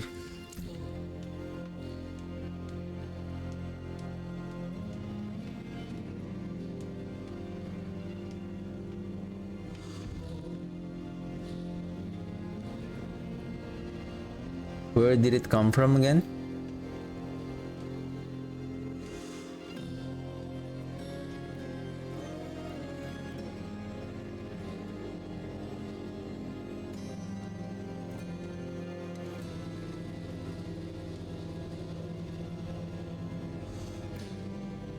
Here.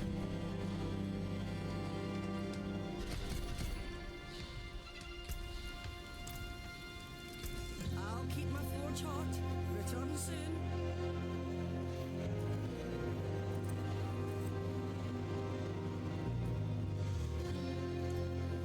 Override.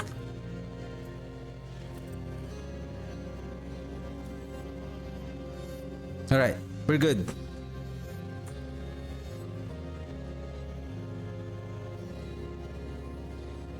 It's just our life is bad.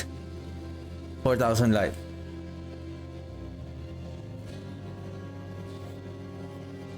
But basically because of these two rings, I don't have life here. If I have life there, I guess. So let's say this one has life. Let's borrow this one. Or maybe just a regular...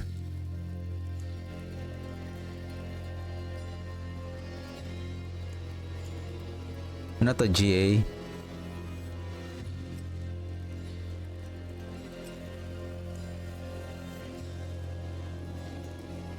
Maybe like this too.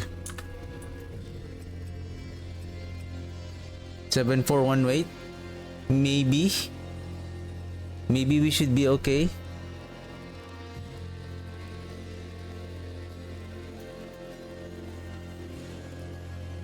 And maybe your crit chance here, maybe we can remove crit chance here. How much is our crit chance now?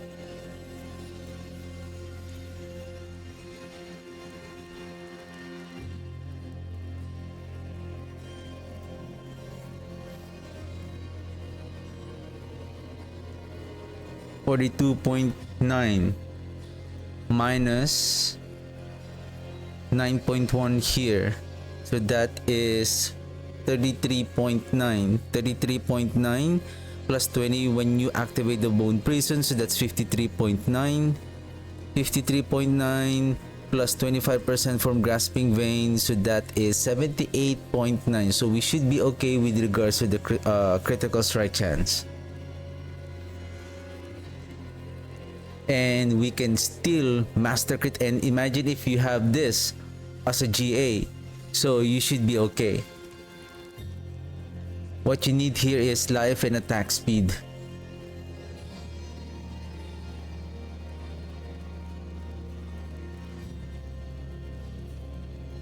Okay, let's finalize this now. So on the gloves, probably you should be okay with attack speed. What you need here is you should be okay without maximum life. What you need here is maximum life in preparation for if you want to further increase the damage of this build. So you need attack speed.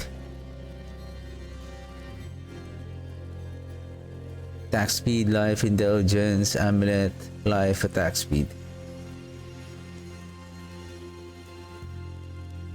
And then what else? What else? Shielding Storm, Curse Aura, Sacrificial Aspect, Ebon Piercer, Leadless Well.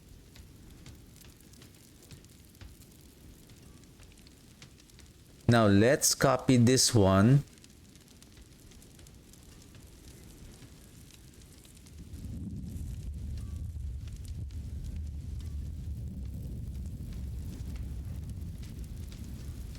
To Mythic. Yep. Then on Mythic, this one is Air of Perdition. Then we masterwork the Lucky Hit Chance. Oh, Lucky Hit Chance, critical strike chance. I think That's it. That's it. I don't want the Ahu here because for the Ahu, if you want for pushing, the Seer here would be much more efficient on triggering the Watt rune. You can still use the Ahu, no problem. Oh, maybe on farming Ahu and Zek.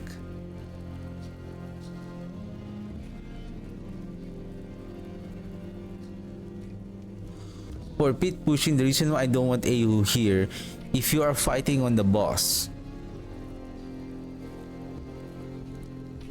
you have this. Oh, basically the Watt rune is not going to work. Only the Loom rune.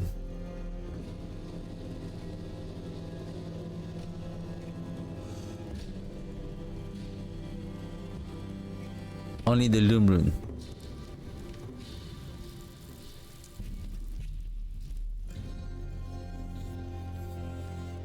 I'm thinking maybe to use the Thal rune instead of Watt. Well, of course, you need faster clearing on the pit. It's okay not to have the additional increase in damage on the Thal rune. I think this is fine. Tamen Loom, Seer, and Watt.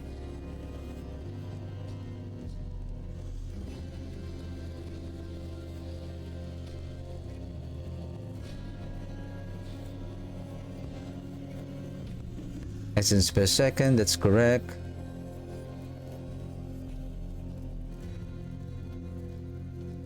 In order to set up for the Era Perdition, you need to have maximum skull, even without the help of the incense. Probably I'm gonna write it down. To increase the armor further when adding Era Perdition, make sure to get the armor nodes on Frailty board, and you have Grand Skull Gem. This is enough to get your armor tap without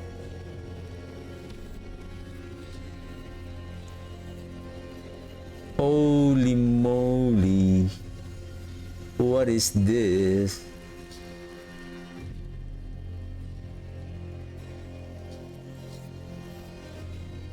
I got a buff.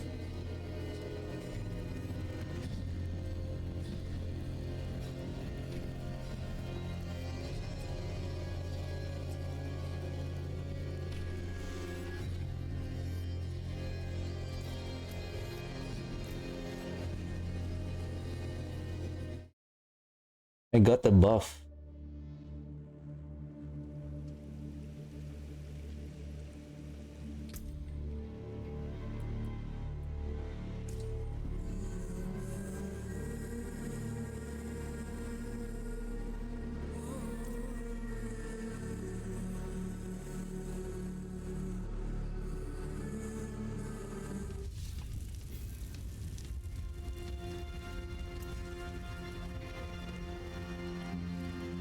There you go.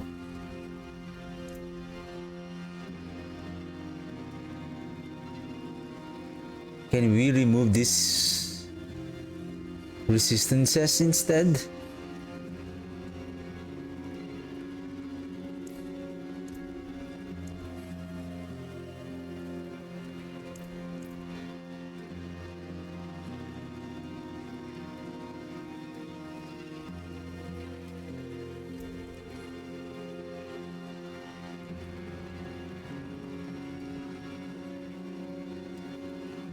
I already have the spike armor.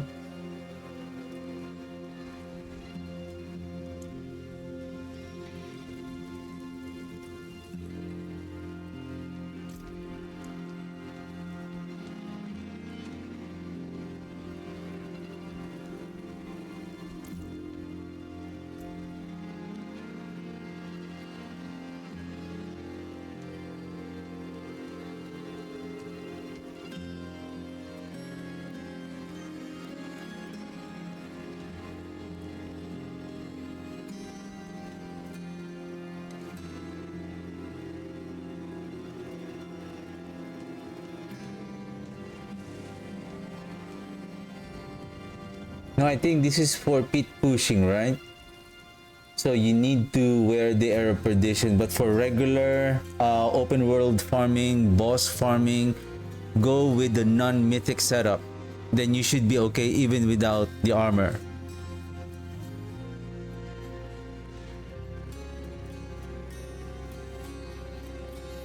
And whose incense is that again?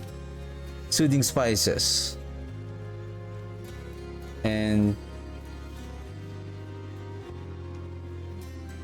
soothing spices. This is enough to get your armor cap. Then Infernal Horde or speed farming, replace what with Zekrun, or and replace them with Oshu skill. Replace what with what's that? Quarun.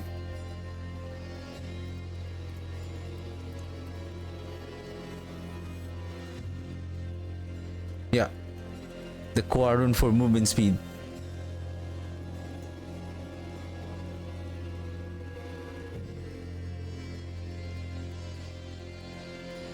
Yeah, I think that's it.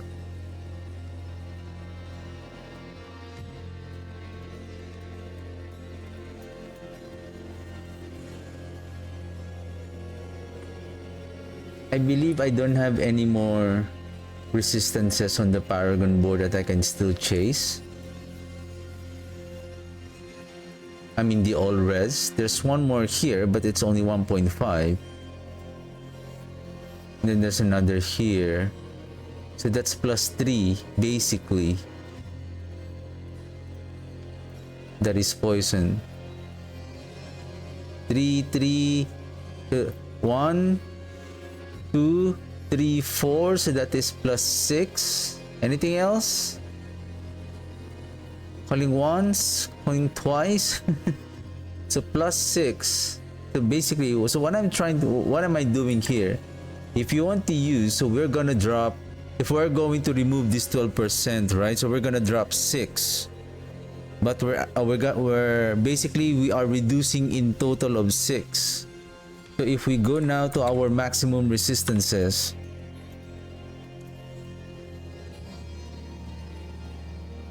so our resistances will drop to 67.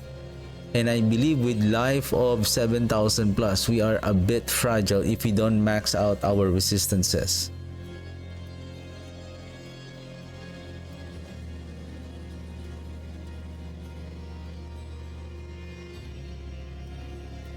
Yeah, I think you need, if for pit pushing, obviously you will need the incenses, right, and your elixir. But for regular farming, don't use the mythic item. You should be okay, so that you can still have the chance to so you don't have to really spend so much on your bundled herbs for the incenses and elixir just to cap your resistances and your armor, just to farm on the open world activities. So I think that's this is correct.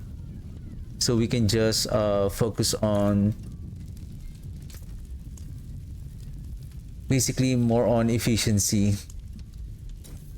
So this is the mythic setup will be just for pushing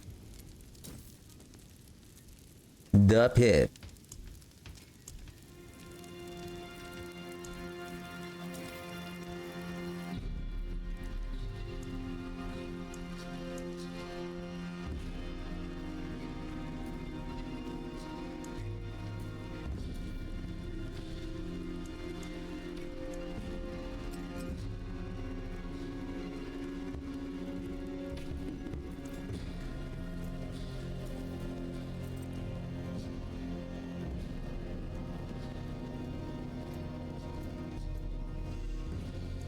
Actually, you can also use her here for that armor, I believe, but I don't have to use him.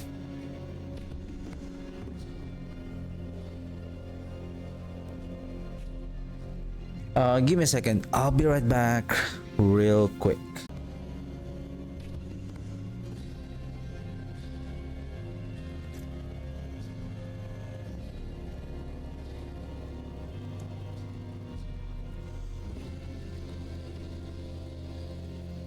I still need the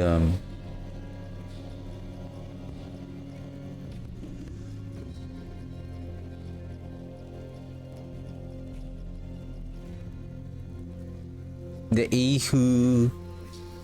Still need the Ahu.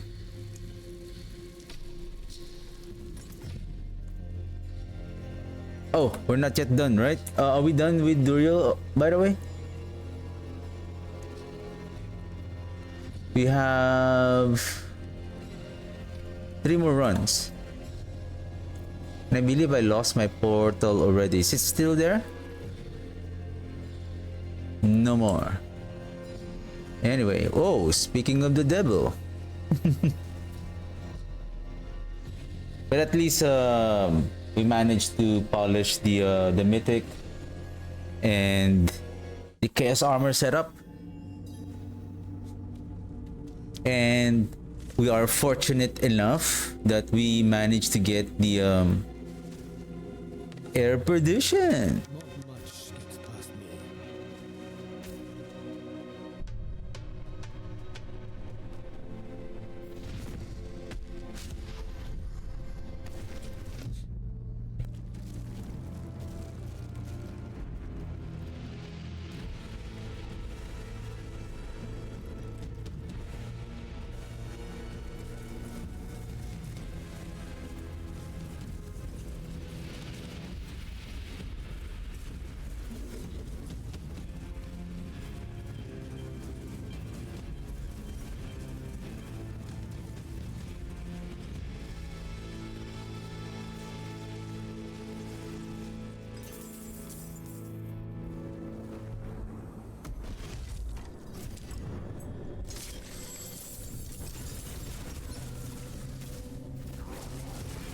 You'll not be able to kill me.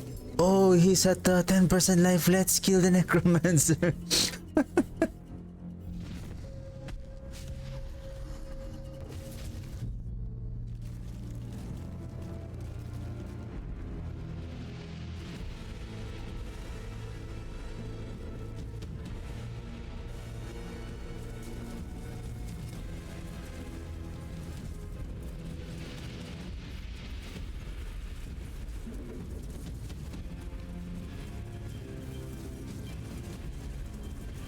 Ah.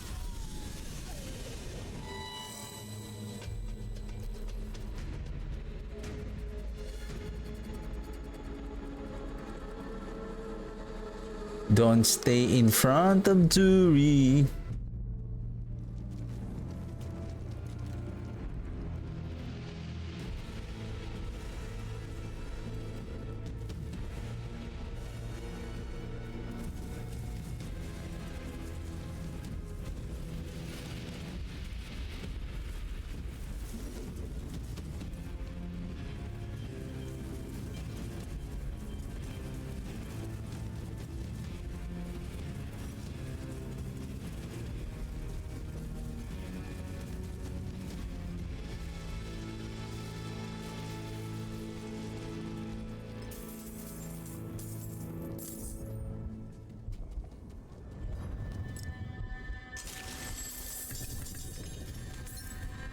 Think last one.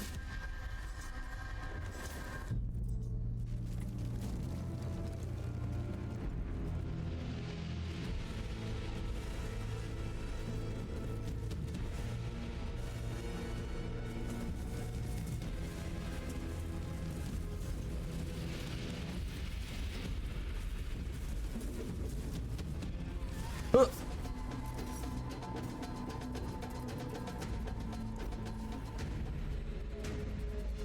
What is this? Movement speed, okay. I thought the because the symbol is the same as the what's the other one? Tal rune.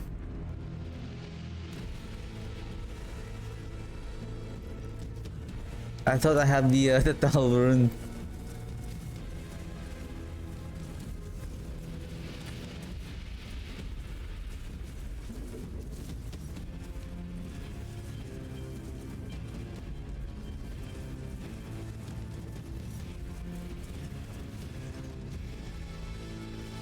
Okay. 28 husk. How many Duri? Andariel? Oh, we have 26 though. Okay. 42, so that is 14. Okay, let's go to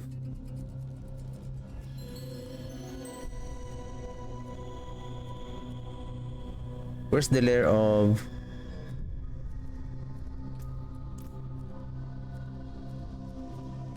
you know what, let me grab, and this is the my last day of opportunity for me to get this gift of the tree, because tomorrow I believe it will end tomorrow,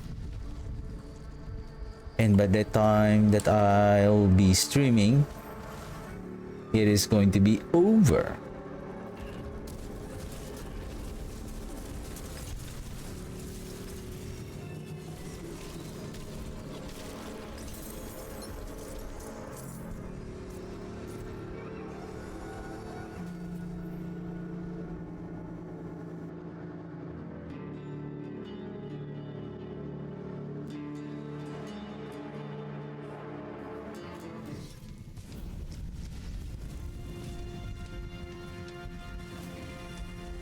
It is done. Boots or gold? Of course. Of course. 156.99.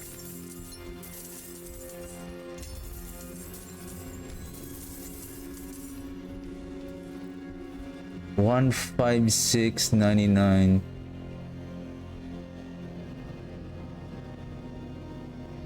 34.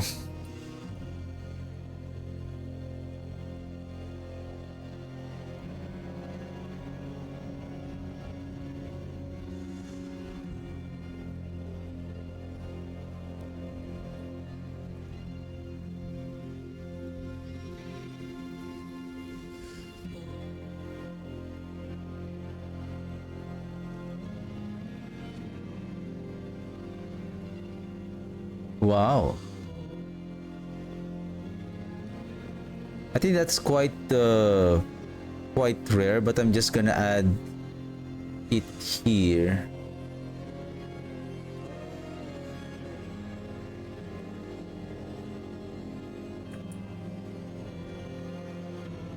Why it added an entire row? It doesn't have what they call shift, so that it doesn't affect the other cells.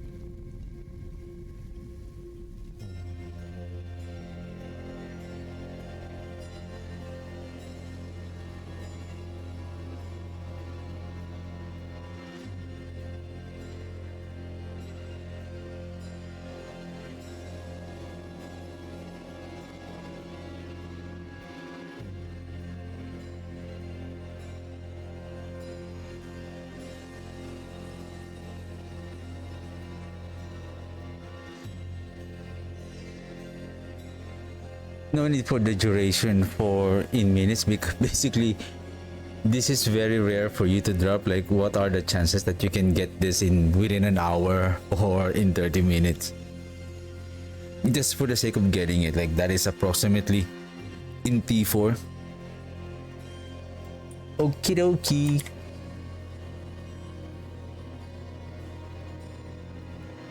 I expected Gift of the tree is giving around how much? 4 million only.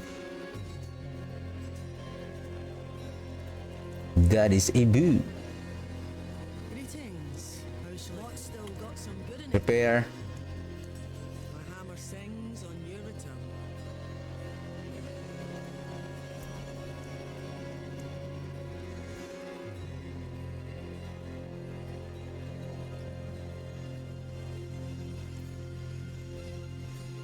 Magic is neither good nor evil. I think that's fine. Then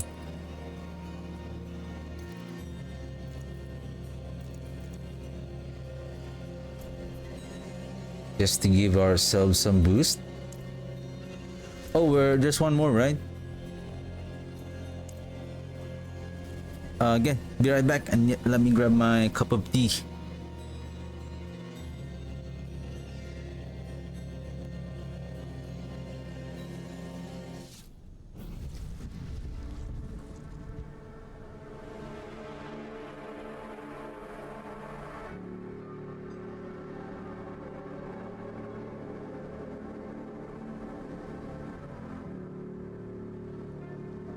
Wonder if we can still knock down Belial in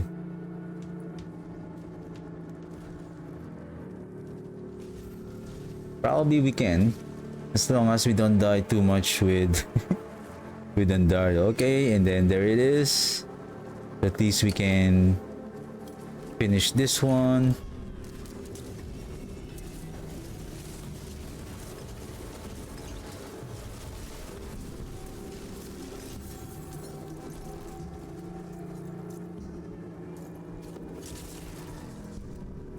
And speaking of, since we're farming, right? Let's replace the void aspect with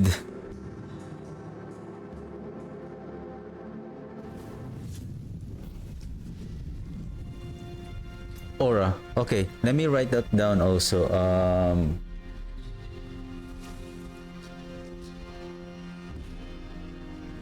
Have a spare. That will be also for the Infernal Quadrant. Have a spare of same affix of boots. Oh no, not boots.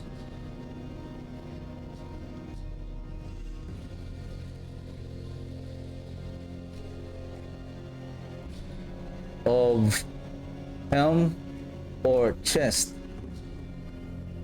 that you can place void aspect during speed farming.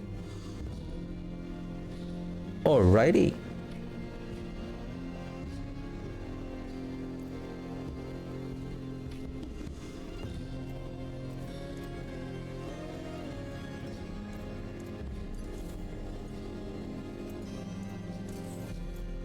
Let's go. We only got one Belial's ambush, right? That is very greedy. Oh, but not greedy. I'm sorry about that. You are not greedy because you were able to drop an air of perdition. What I'm talking about if is your spawning. It's very low on spawning that ambush on Duri a while ago. Hey, you were generous. You were generous.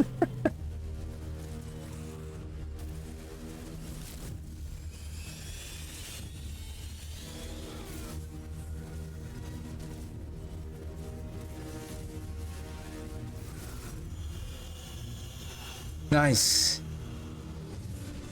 No more second phase. I don't like second phase. Though I see the rotating file already, so I knew that it might be the sign.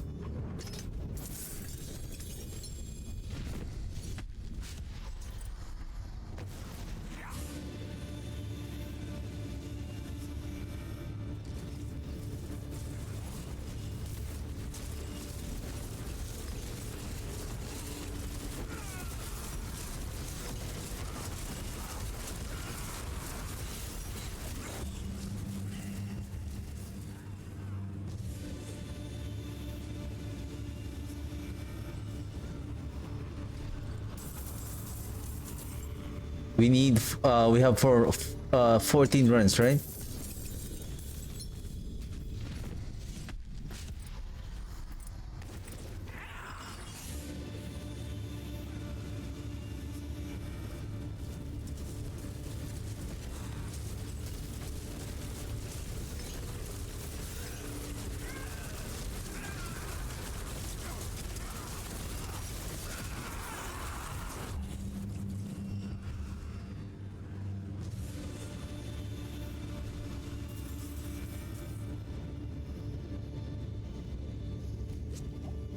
They were nothing. Oh, Did you truly no way. this would be that easy? No way. Is that the Shroud of the False Death, sir?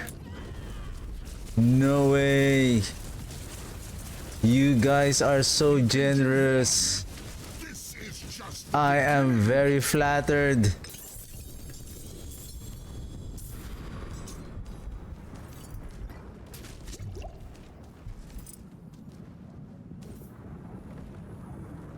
If this is dark in color, this is Shroud of False Death. Boo. Without even looking, that is not the Shroud of False Death. That is the Ethereal Smite. But that is fine.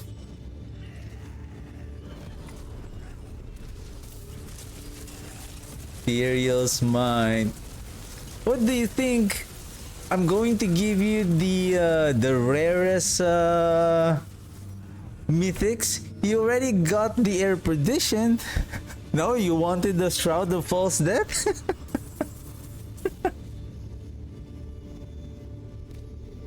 I expect you'll need that.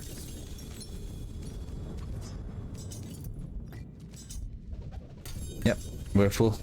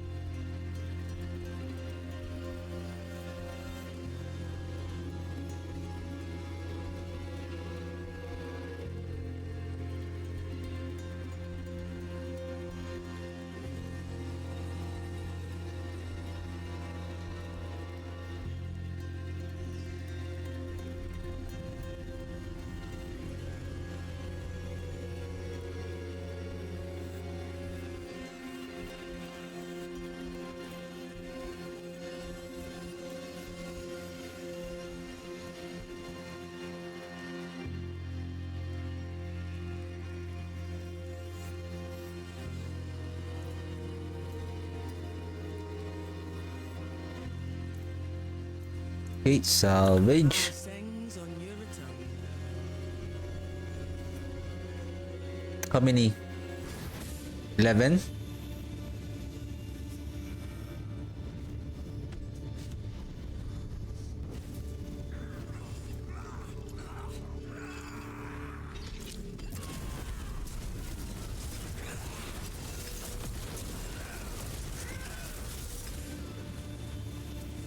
I'm thinking not to farm Duriel today until I got maybe 50 Betrayer's Husk, and then I'm going to farm him back to back, like 25 runs, hoping that we can get a better RNG when we farm him for long period of time.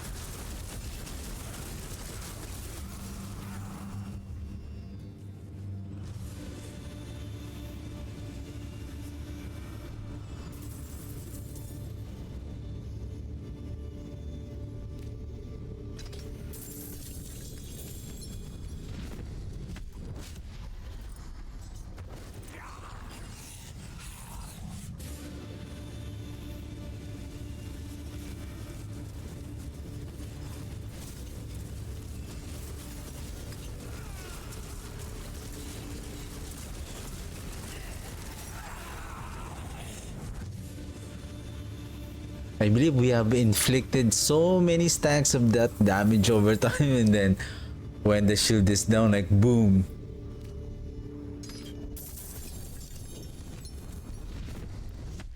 Yaks.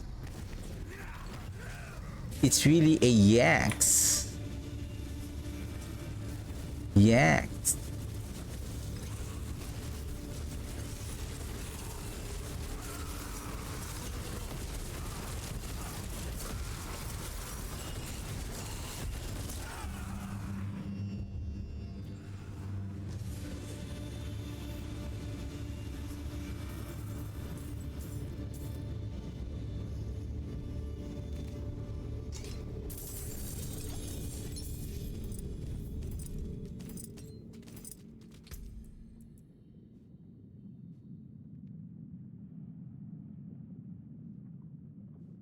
Right, speaking of resource, we also have resource on the Tibolt's will.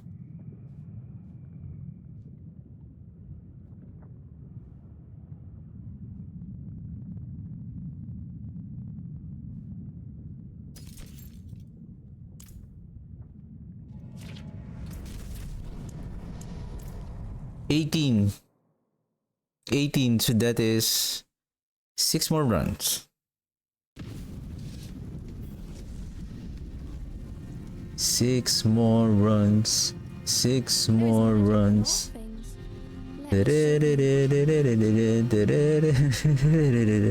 Six more runs.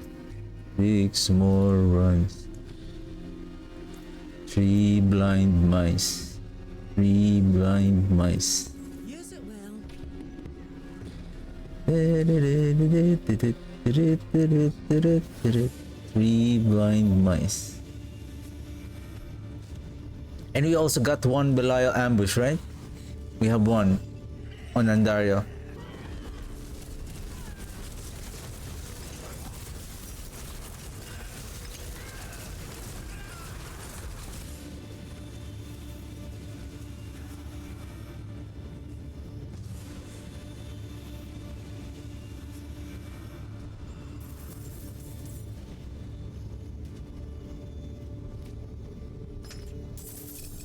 They were nothing. Just trying to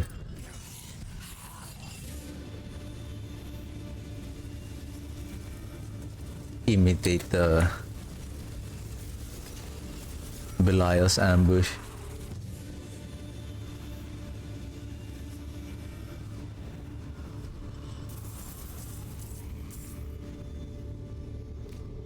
They were nothing. Yeah, it's really it's really nothing.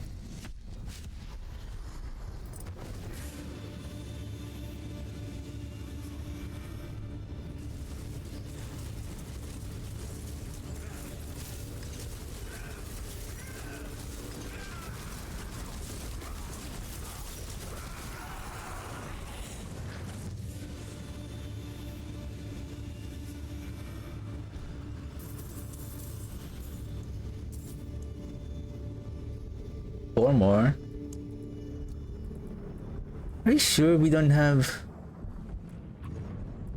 Ay ay ay. They were nothing. Oh, there you go. Did you truly think all of this would be that easy?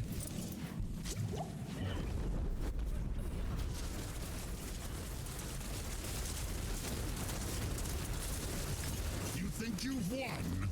This is just the beginning. Ehu. I expect you. Ehu. Jarun.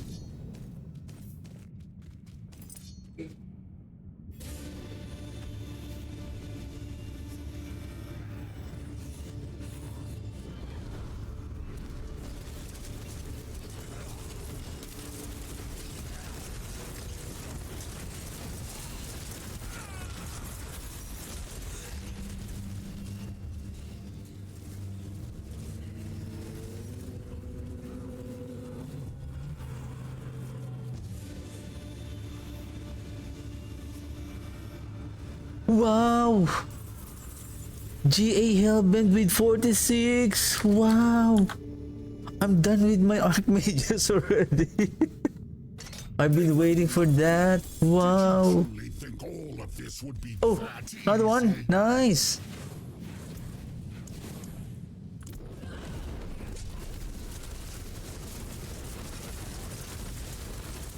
You think you've won? This is just the beginning.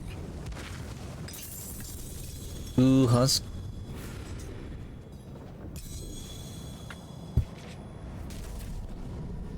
How many more? I think two more. Two more kills.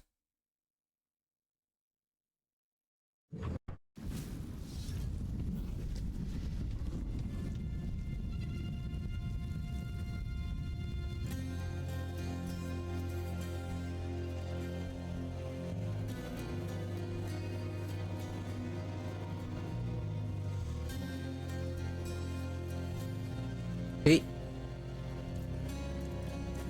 I'll keep my forge hot.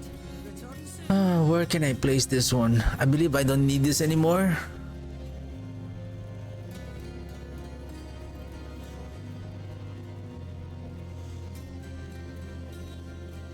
Then this one also.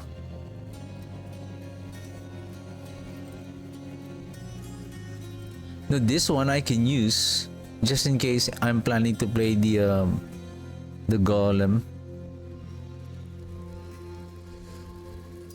Then I don't need the pants here now.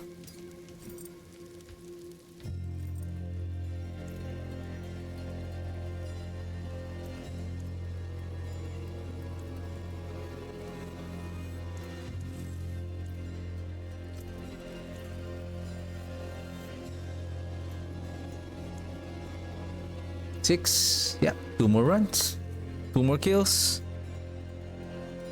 Then probably I'm not going to grind on Duriel. I want to accumulate at least 50 and then we will farm him 25 times back to back.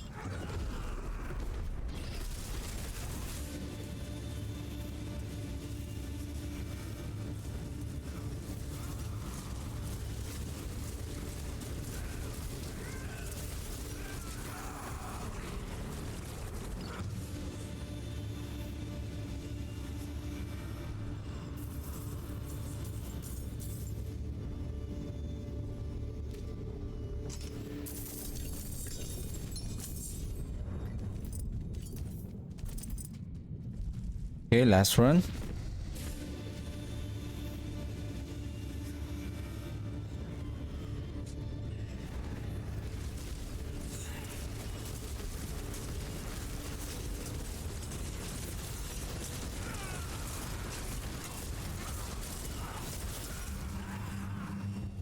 All right. Are you going to give me a who?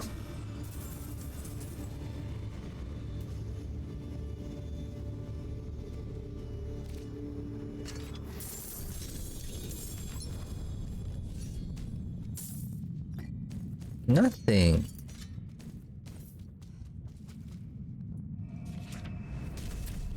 Okay, so basically the planner for our Shadowblight is completed.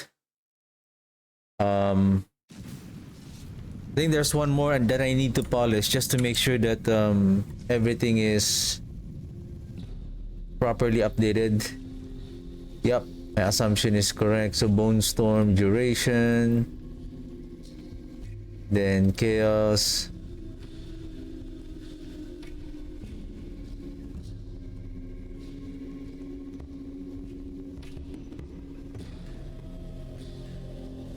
That's it.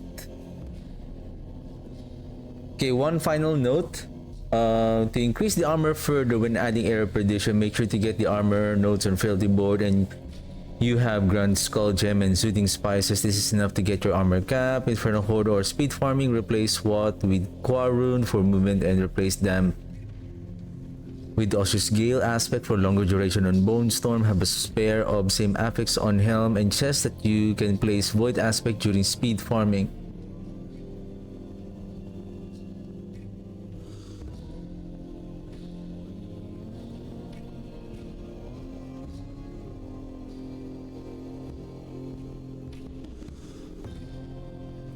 just make sure you have at least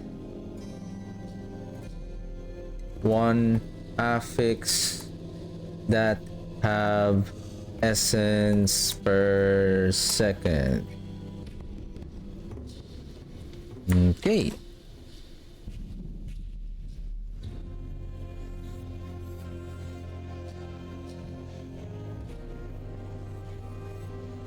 So now, basically, we're done with the Shadowblight. Well, max. Oh! Well, Heaven Commander is good.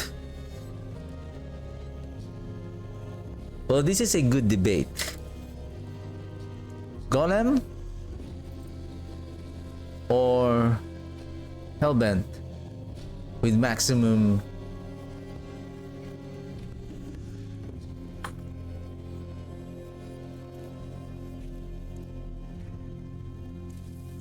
multiplier on crit damage on cursed enemy. Okay. I have another problem. No more space. No more space. Now, basic.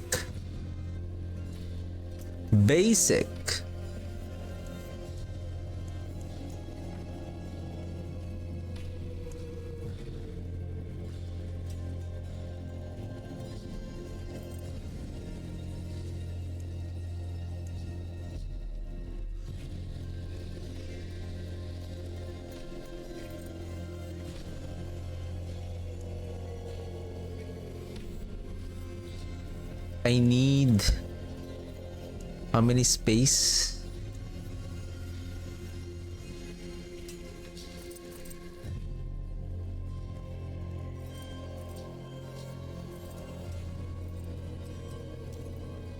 Yeah, basically this is the you know what? Basically I'm not yet done because I need to make a video to record a run.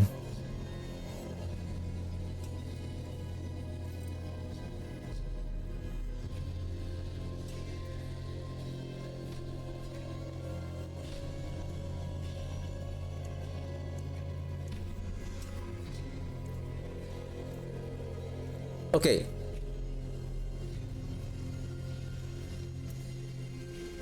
Right now I'm using the Beast Cornered with Margard. And then basically this should be accelerating chaos, and then this is chaos brew. Okay, I'm not using any flesh eater here because it's going to be hard to consume cores because we need to deploy the bone spirit as quickly as possible, as many as possible to deal the damage. Okay, Sign of Death, Frailty. Well, this is still Flesh Eater. This is Bone Graft.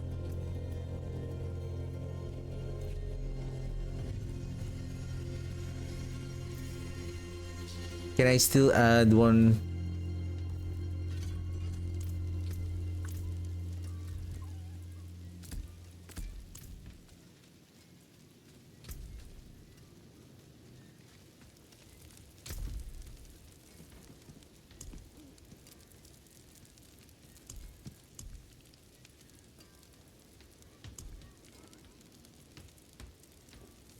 Is this the one that I'm using yesterday? Soul Rift? No, holy shit.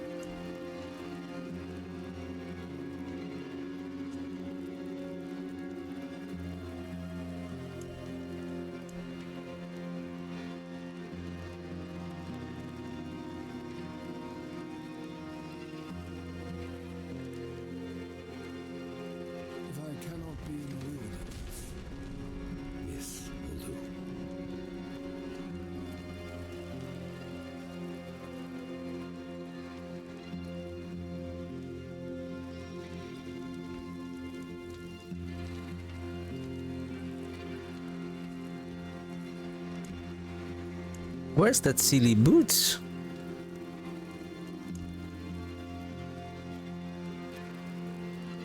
Is this the one? Maybe. Maybe.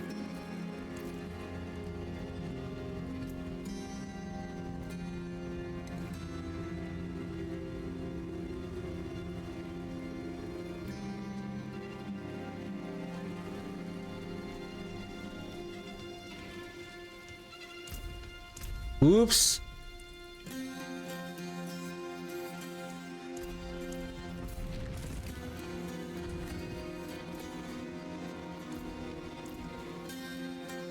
Now we're using... Oh shoot, I forgot to check if my cooldown is below 7 seconds.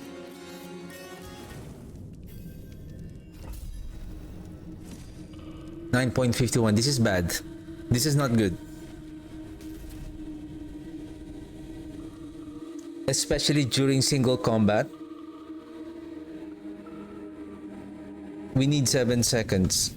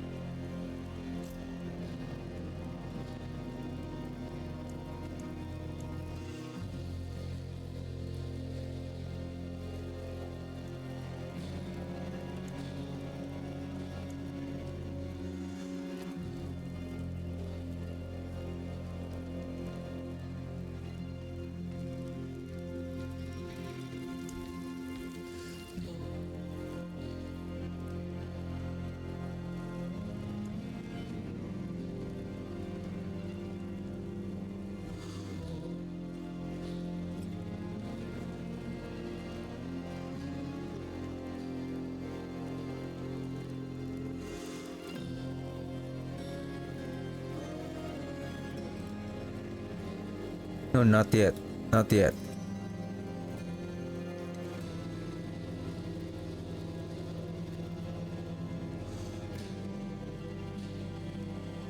Let's go with...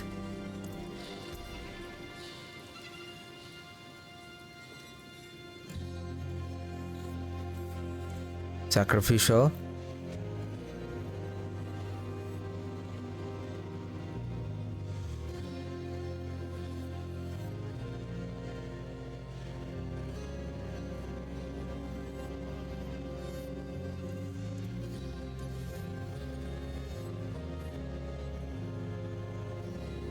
May your road be filled with wonder. Plus 3. 3 seconds. 3 seconds. 9.5. This is a little bit...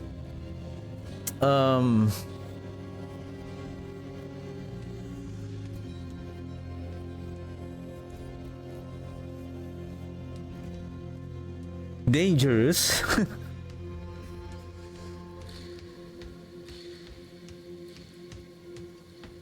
So this one doesn't have the Verathiel and the Gospel of the Devotee. This is just upon checking yesterday, there is one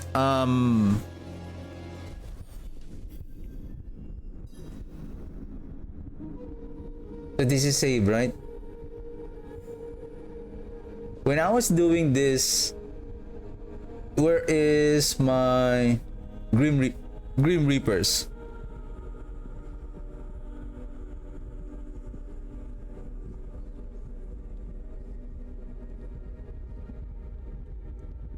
Wow, this is full chaos armor.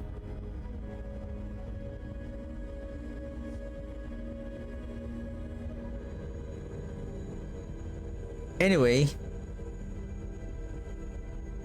if I search this one in the amulet, because the amulet has so many, basically it covers the entire aspects. It can we can place any aspects here, because if we search the aspect, either on the armor or on the gloves or on the resource, which is the rings, we might be missing some aspect that we didn't know that we can use it. So when we search basic, so we have rapid. Basically, we don't need this attack speed. Basically, we are not casting the basic skill. We are using the bone spirit to cast the bone splinters through the shattered spirit.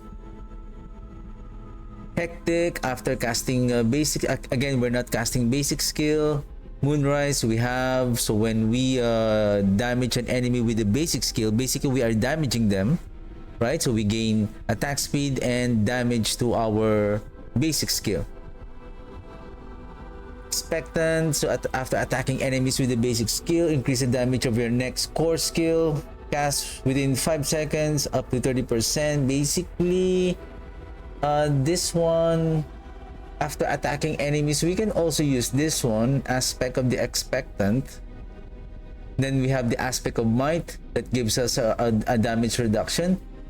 And this one, basic skill, generate 5 additional primary resource ones per skill.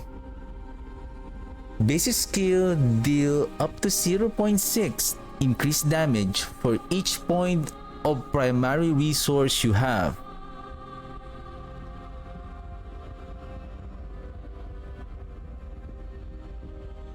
Right now, I have 250 of resource. Right now, I have 216 currently on the game. So, 216 times 0.6. So that is 129% multiplier. And this can still go up to 500 resource amount, and 500 resource amount will give us 300 increase in damage. But basically, I don't know how we can still get that up to reach it to 500 resource, but we can still, I believe we can still go up to 300. So that will give us 180% increase in damage. So, with that said, and right now on the game, I have that aspect already. I'm not using, again, I'm just using Great Feast. I'm using Leadless Wall. Okay.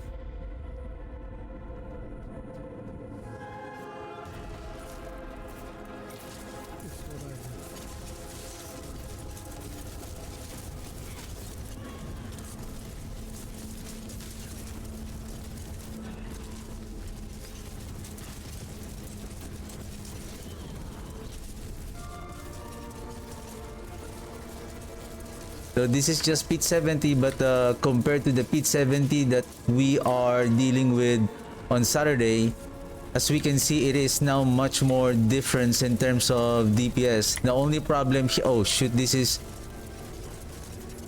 are bad groups of enemies.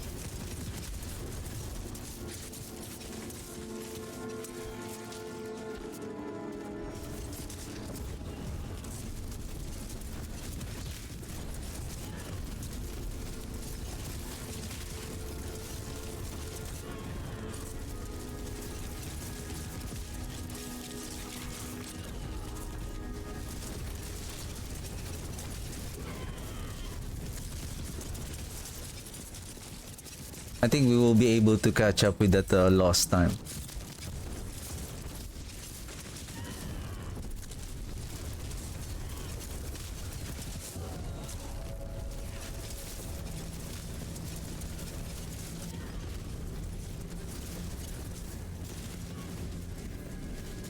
We're frozen.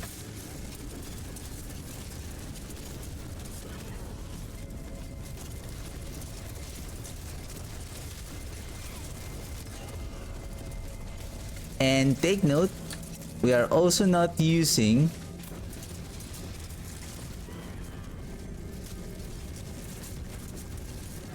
We're not using the guarantee to overpower. What's that chaos perk name? Unstable power. That your basic skill now guarantees to overpower.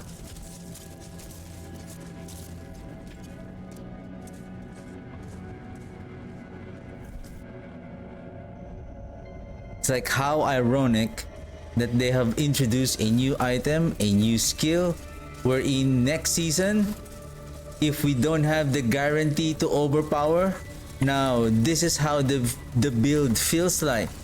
And take note, we are getting 100%, 180% increase in damage through the combination of Mardguard and Beast Cornered. Take note of that. So, imagine if next season we only have, say, 100% bonus damage on our basic skill, for example, or physical skill or whatever. Therefore, we're losing 180%. This build, this damage that we are seeing right now, this is now what we're going to expect, the damage with 100% multiplier damage next season. And as far as the next season is concerned, I believe there is a blog post.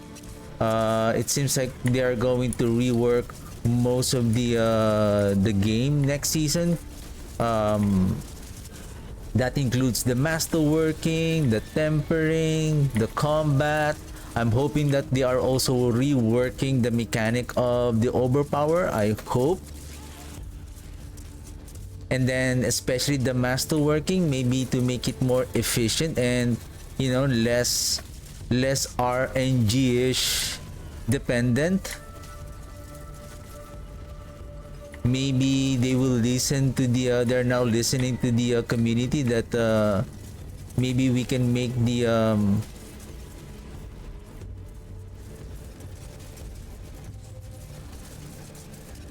maybe when we masterwork, right? When we masterwork, once we hit, instead of when we reset, maybe they're gonna allow us to, when we reset, we don't need to go back to the beginning of the masterworking from rank 1.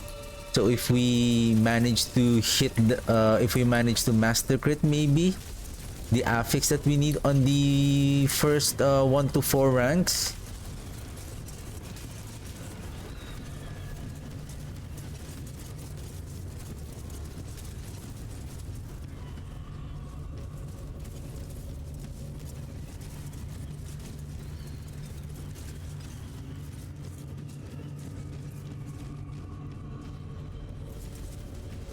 When we masterwork rank 5 to 8, just in case we didn't master crit the affix when we reset, we're not going back to rank 1. But if we want to go down to rank 4, we can hit another reset button, and then from rank 4 we're gonna go down to rank 1.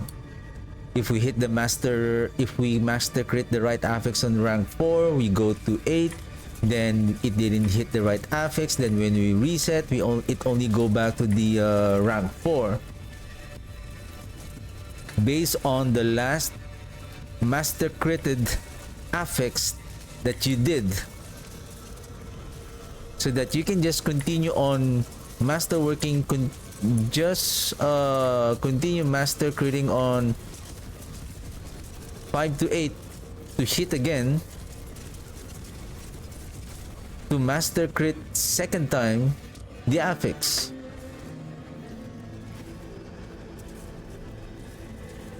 Maybe the resetting will require some mats, but it's okay, right?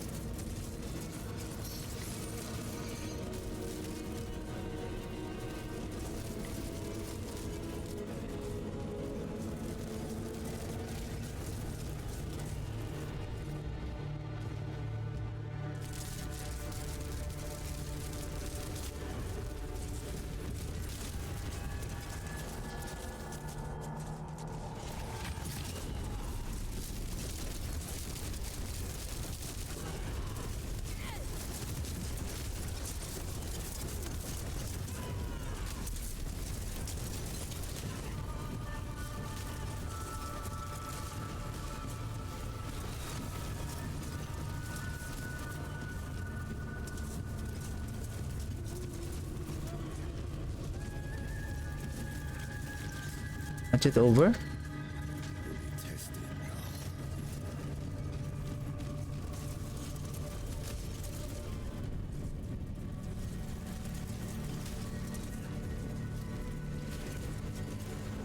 There we go. 327. I believe we can.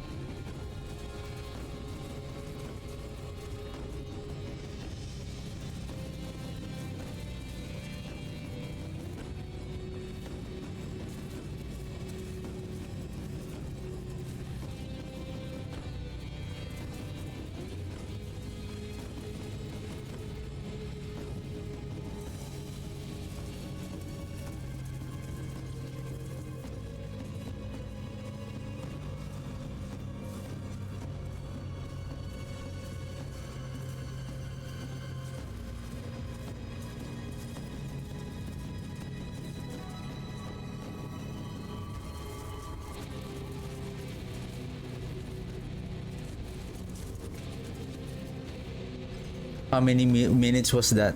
1 minute and 29? Oh, we're full.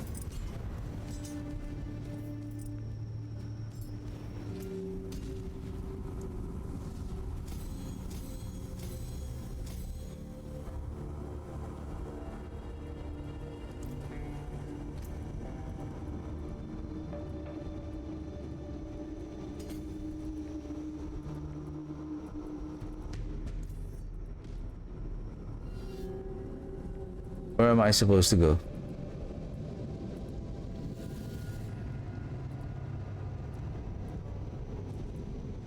Life, is there any life? Or maybe we can go this path. Let's grab some, I think, rings. And we need rings.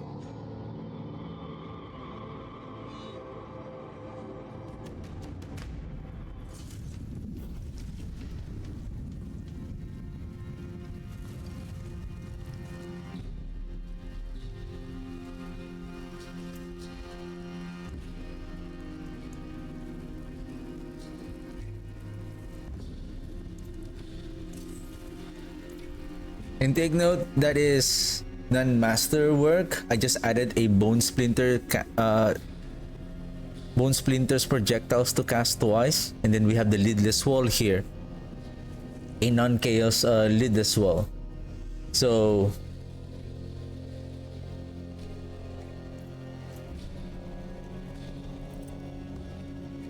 let's add now the pain gorgers. So that will give our basic skill an increased damage. So we're going to lose the multiplier damage on the Great Feast. And then we're going to add the Shard of Verathiel. That will give us some increased damage to our basic skill. This one.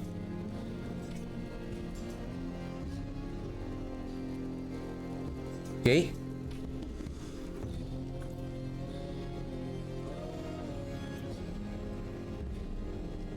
Is it going to be the same?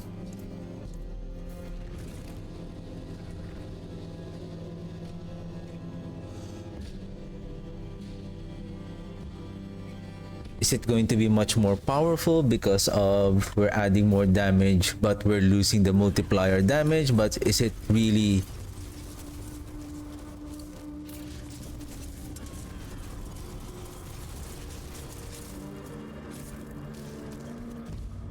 because the basic skill now has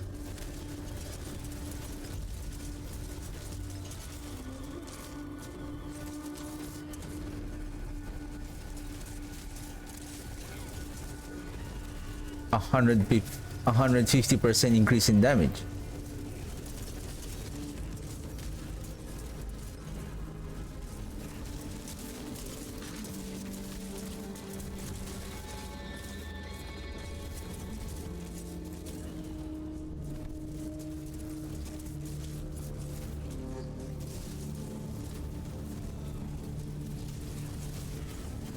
And not only that, now we are seeing 1 billion damage now.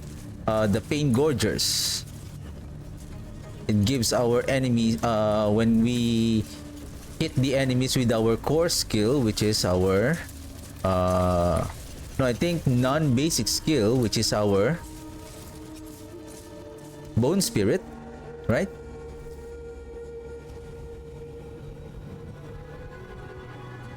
So the Bone Spirit marks the enemies. When the Bone Splinters hit them, the marked enemies will get an echo of damage of the basic skill. And this echo will make our basic skill to deal 150%, whatever that percentage damage of the unique power have.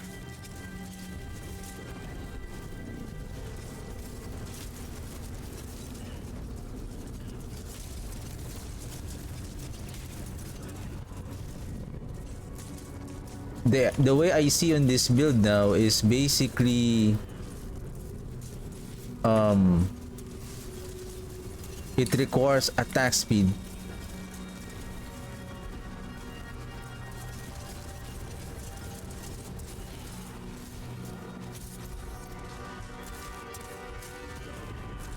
Now we are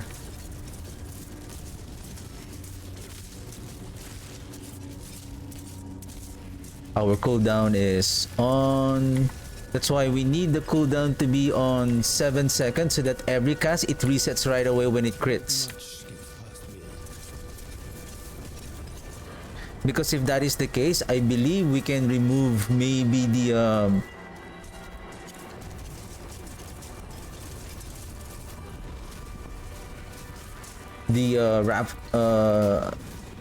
ossified, what's that? The rapid ossification on one of the tempers on the rings. And maybe we can add more macabre restore resource.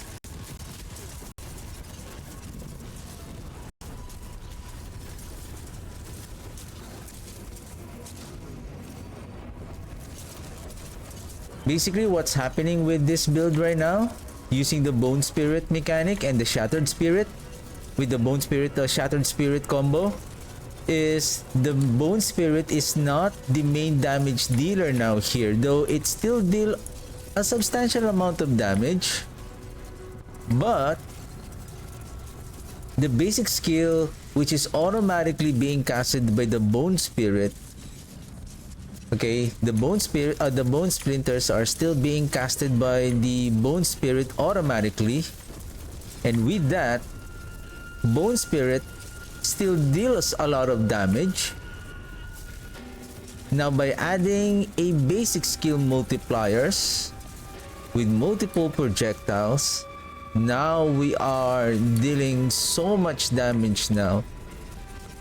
I feel like even without the Gospel of the Devotee, especially next season, if you don't have, of course, you don't have the Gospel of the Devotee on your Chaos Armor, but maybe, I don't think so that they're gonna add it.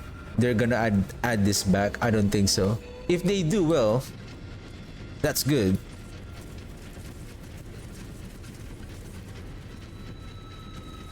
What time did we enter?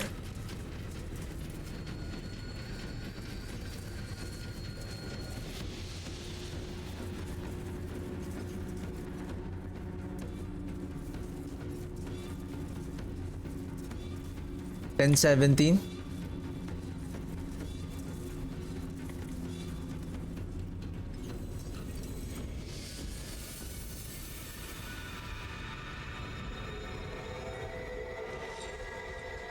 I'm looking at my second monitor, so 10:17. So oh shoot, the murmuring of the oboes again. I finished the fight 9:53. Less than 30 seconds. Less than 30 seconds. Almost 67% efficient with the Pain Gorgers here. Okay. Now, we have Grasping Veins here. We have Sacrificial here. We have adaptability here. Okay, let's move the grasping veins here to the sacrificial. And then let's remove this one and let's use a regular unique pain gorgers and let's see how it goes.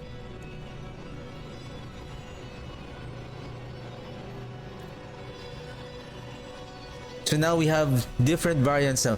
Take note, this is a pure physical bone spirit bone splinter combo.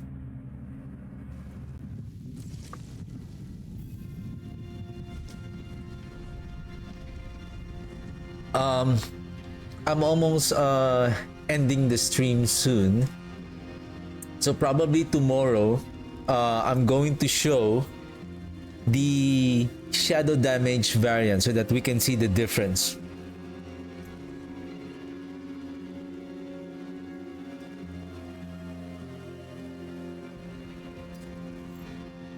Use it well.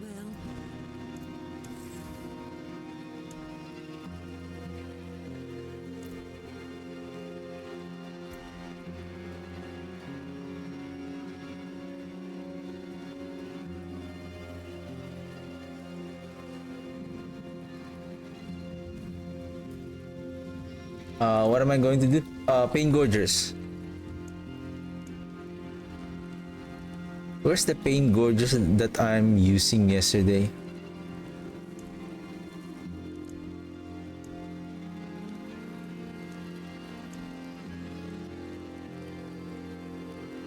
Is this the one?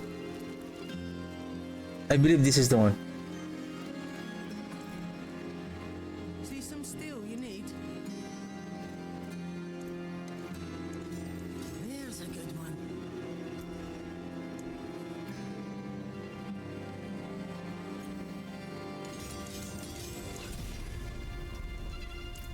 Why lucky hit? More there than I thought.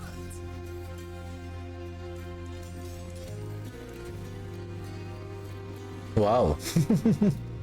Okay. We are going to lose one offensive aspect. And I believe we need to crit. Grasping Veins is more crucial than the sacrificial. And take note, we have the adaptability there. So our essences, probably we're gonna lose some. Wonders of sanctuary at your fingertips. Grasping Veins. 8.01. I believe that is fine. Let's check our critical strike chance. 56, 25 from 25 from the Garun, and then 25, another 25% from the Grasping Veins. So this is a the true setup without the Chaos Armor. So this is how the build will feel like. Of course, considering that we have, say, 100% increase in damage on our Necromancer or on the basic skill.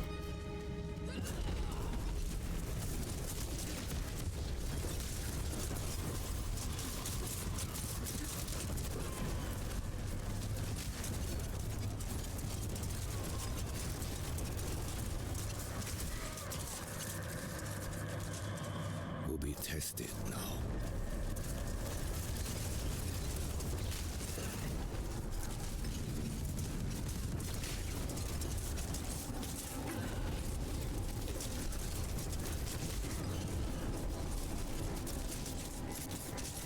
$216.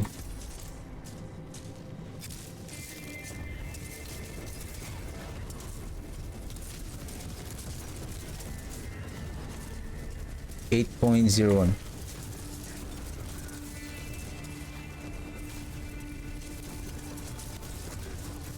I'm also looking for another build that is very strong, and at the same time it has a, of course, it's still fun to play, but at the same time it has a good clearing speed, especially for Nightmare Dungeon or farming, especially Inferno Hordes.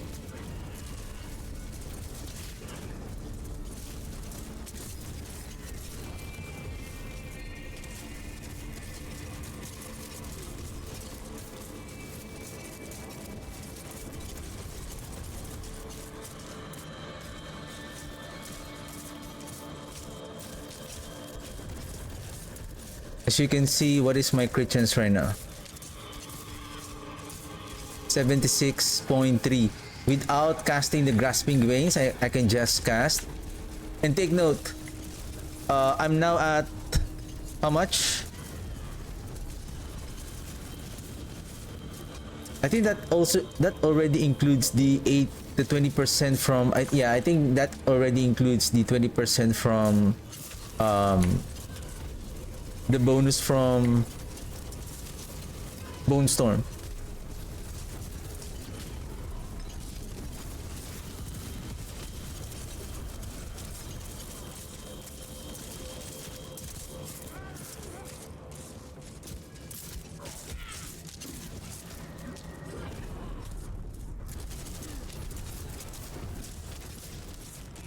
Okay, second floor, second area.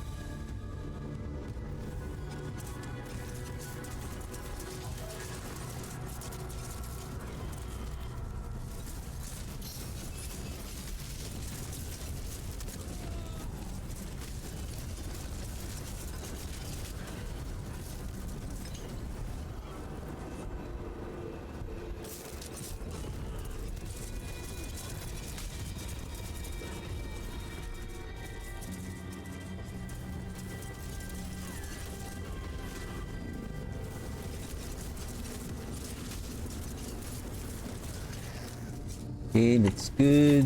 That's good.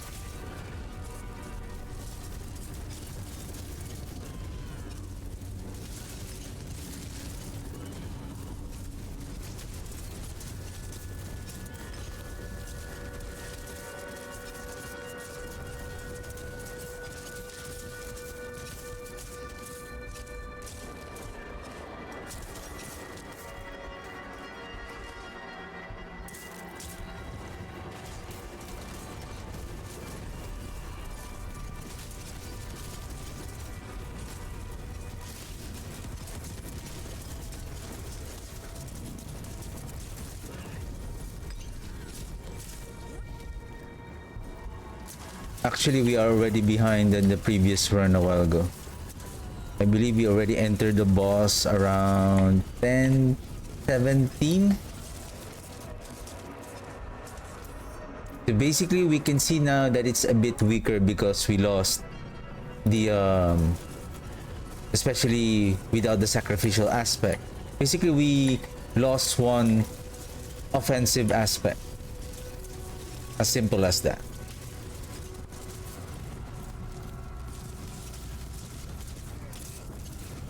But let's see how fast we can kill also the boss.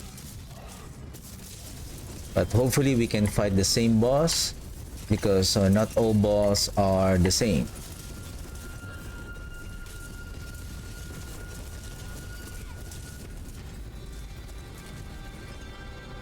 Okay. So basically we're behind by a minute.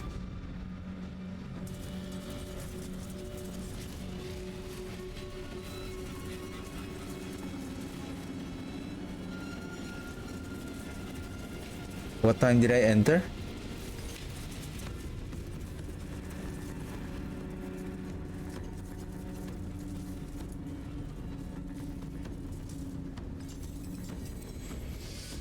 I think around 10 something.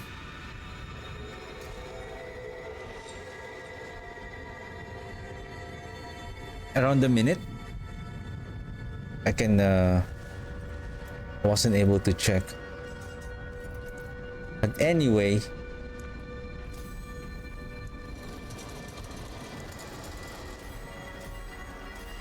so tomorrow I'm going to show. So now we see now the difference, right? Like I can see that without the chaos armor, now this is really the true damage of our bone spirit Bone Spirit, Bone Splinter combo. Now tomorrow, I still have saved the Paragon setup. I think except on the skill tree, I still need to update it. So I think I'm going to drop the Flesh Eater and replace this with the Wither board, and I have already set it up on my armory. So I'm going to do that tomorrow so that we can see the difference in terms of, for sure there is a substantial amount of difference in terms of the DPS, but right now I believe this is the ideal setup just in case we don't have the aspect of, I think even though without, because right now this lidless wall is, because this is still a bone skill, instead of using the soul rift, we're only getting 15% damage and the vulnerable. We can apply that, no problem. With regards to the essence, we also don't have any problem with that because we're using bone spirit. And with the bone storm, we are getting 20% attack speed and crit chance. Plus, using the lidless wall, now we get a 100% multiplier. However, because we're using the shielding storm, the difference with the soul rift doesn't have any ability to generate the barrier, unlike the bone storm, it has this. What we can do tomorrow, we can still have the shielding storm, and maybe we can use an offhand, and maybe let's bring back the sacrificial aspect here,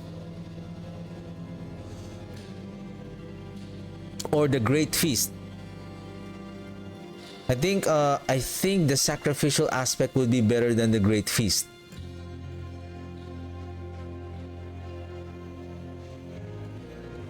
Or I think the great feast is more potent, because the critical strike chance at this point, I think we are almost capping the critical strike chance. The multiplier on the crit damage, it's still good, but we are increasing our damage by 55% through the great feast.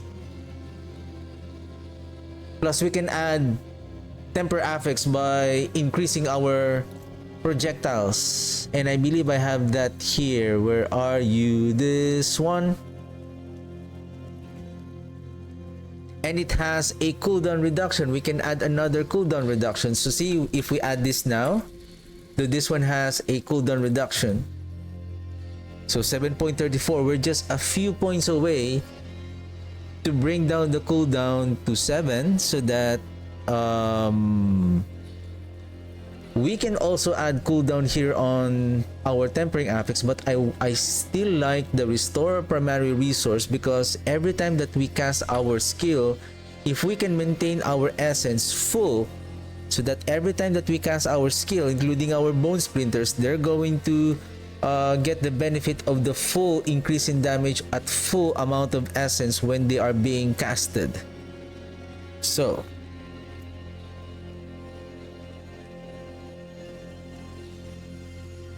I still have to check whether it says here increased damage for each point of primary resource you have.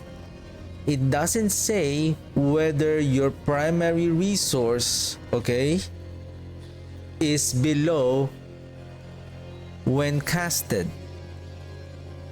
So that's I'm trying to figure out here. Is it going to increase?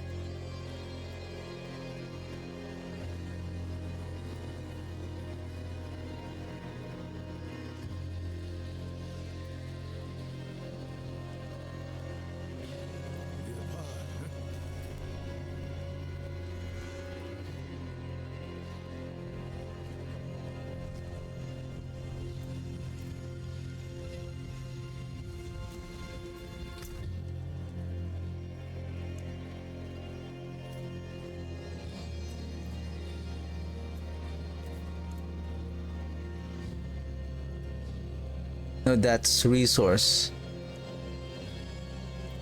There you go.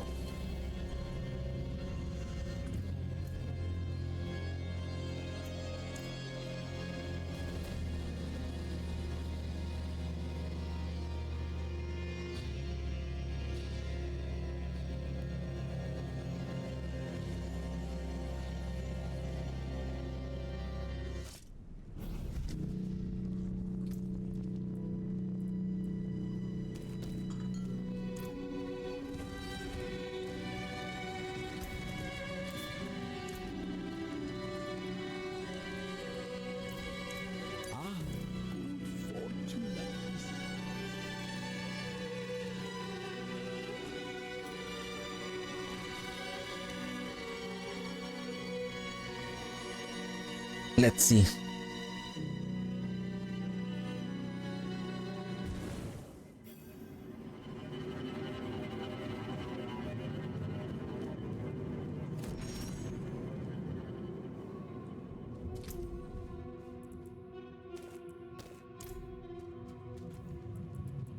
I think we need multiple dummy.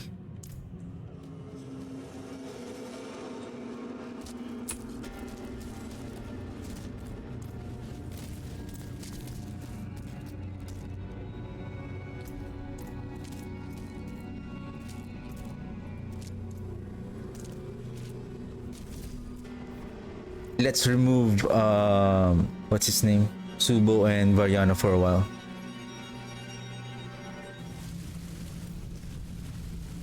I worry about you, Subo. Once the Lotus has its claws in you, I can do what you need. Not sure you even needed me.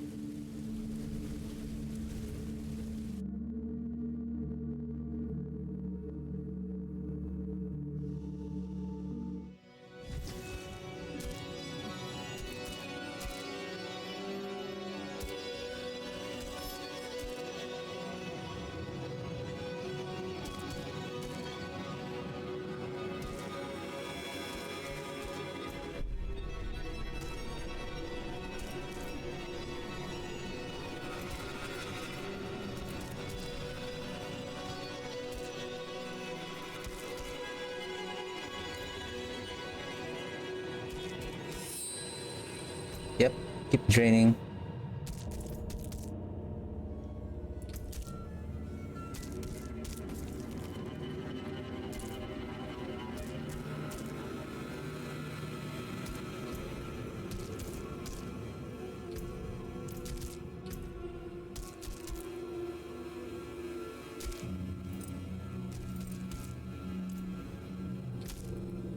Before I forget, let's place you here.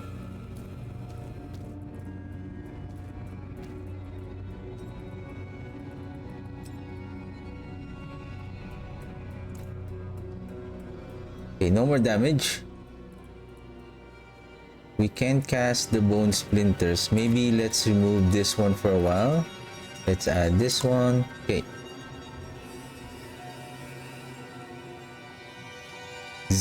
Almost zero essence. Let's wait.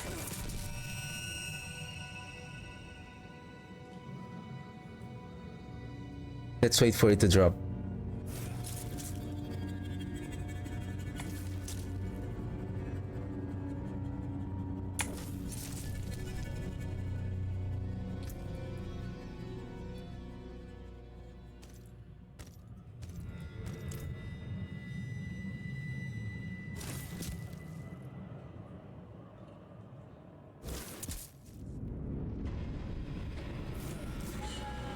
Three, 23.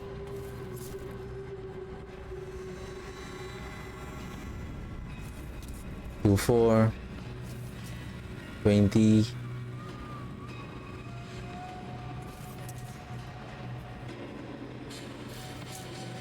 16. 18. 19.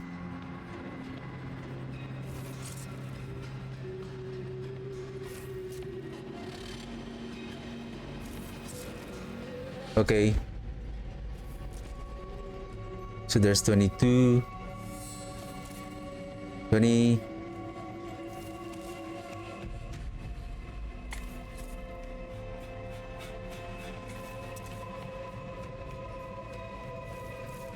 Oops.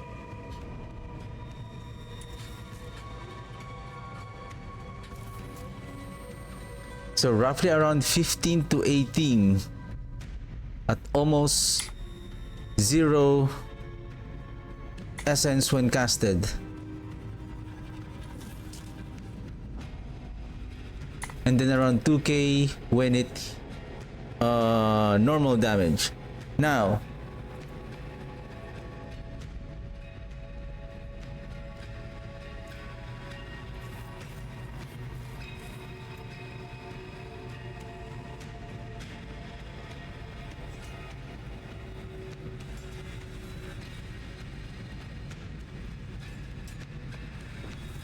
oh shoot. Okay, full resource. And the thing is, I don't have any. Maybe I have a spare sword here.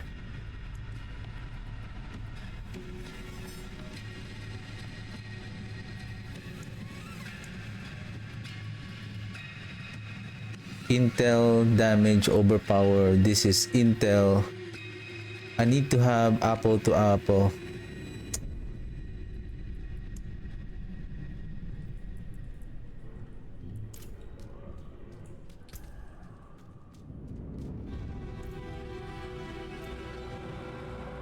I believe this is the one that I use, right?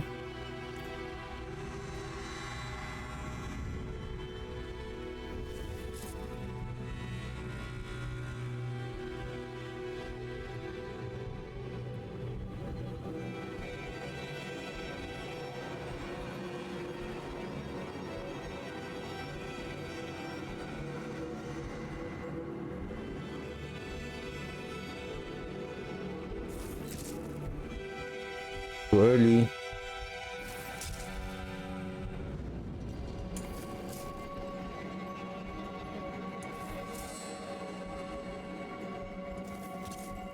Yep, this one. Okay.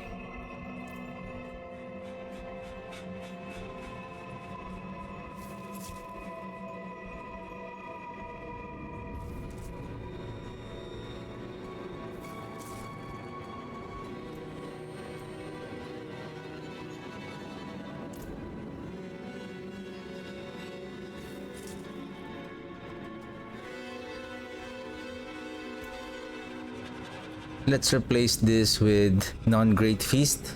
Maybe other affix.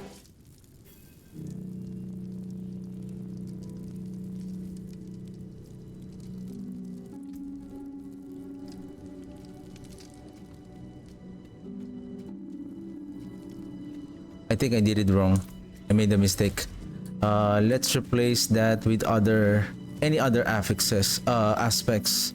As long as it doesn't deal any maybe aspect of decay. Because I just realized Great Feast is giving multiplier damage. So what if there are some instances that it buffs the so probably I'm going to use a core skill to drain our essence.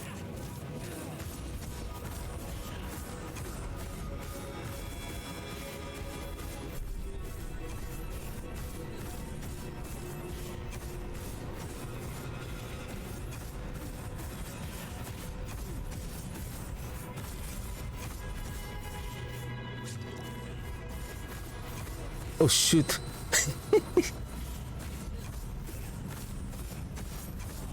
I think I don't have any other choice.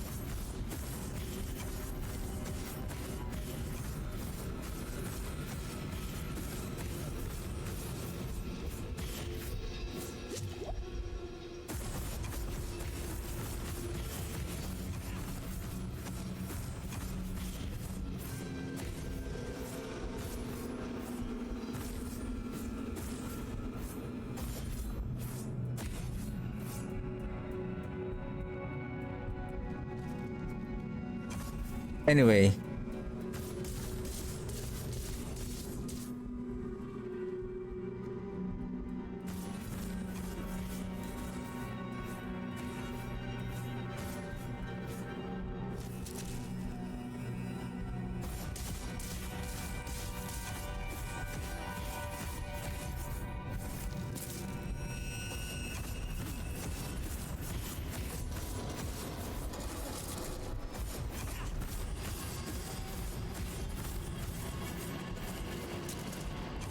19k. How about we remove this one?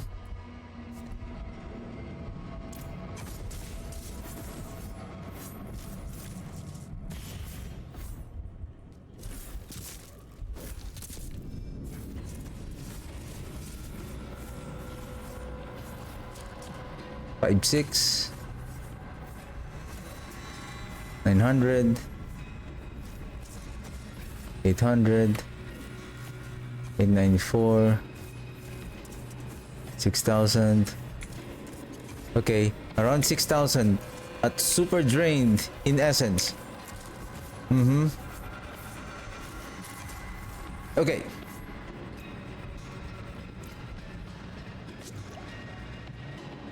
Maximum essence.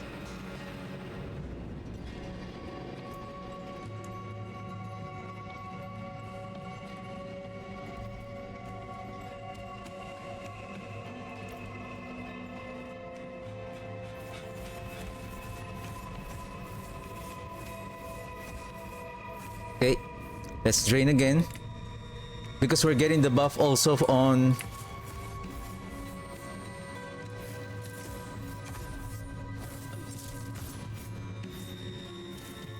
ossified essence.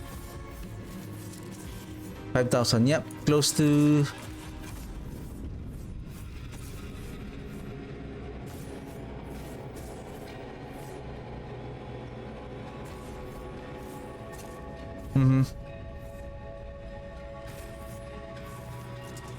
Yep, okay. Around 6k. Full essence. Is it going to be the same?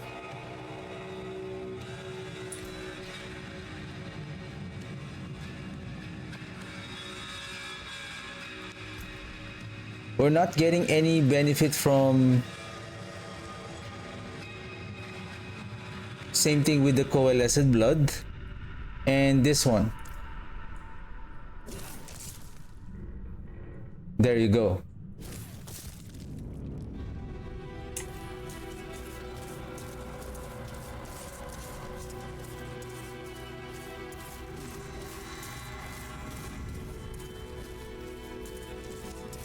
It gives us 200 increase in damage. There is a 200% increase in damage, around 12k against 6k, right? So 198 essence is equivalent to 120% in increased damage from the adaptability.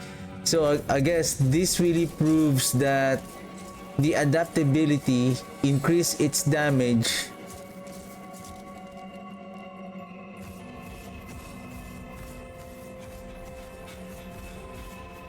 when you are at full essence. See?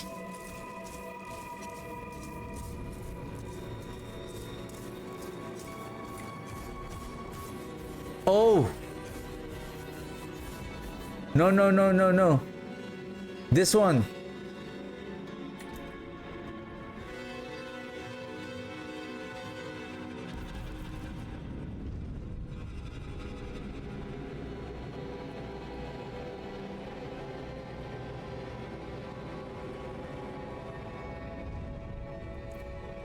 Okay, let's do it again.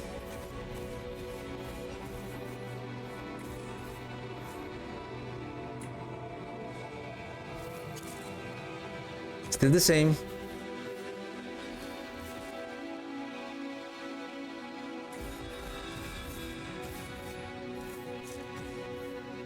Six, 7,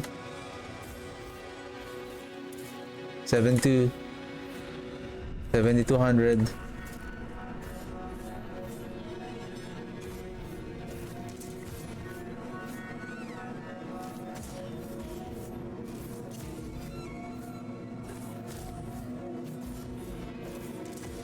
Five, 7. Now, full essence.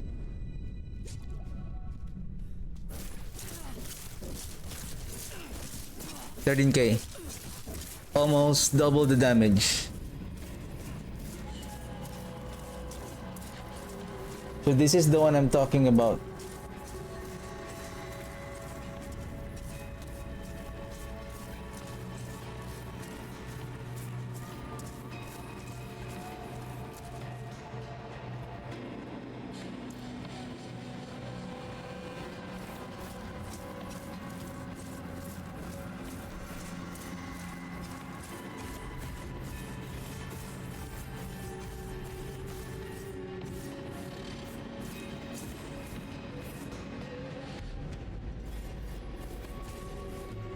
right? So that really proves that the aspect of adaptability increases our damage based on the amount of primary resource, based on the amount of our resource when we cast, when the skill is casted, whether it's automatically casted, as long as I would say it was casted by any means. It doesn't mean that when the basic skill is casted, right? So what does this means is that we can replace the rapid ossification here with the macabre to restore resource, and then all we need to do is just to make sure that the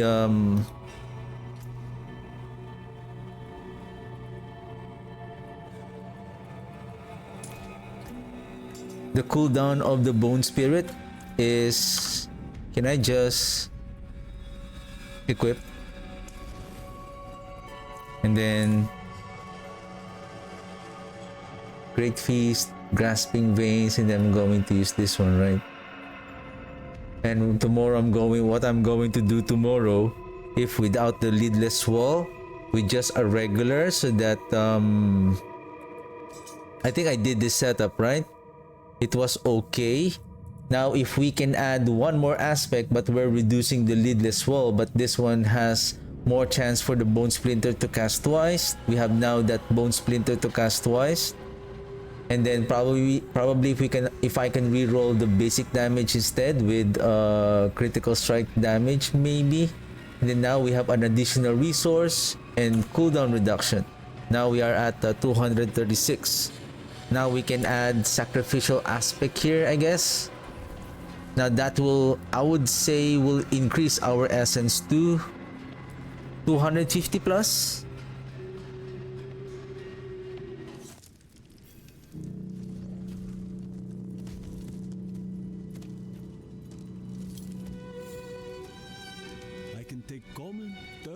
Then we're talking about 150% increase in damage.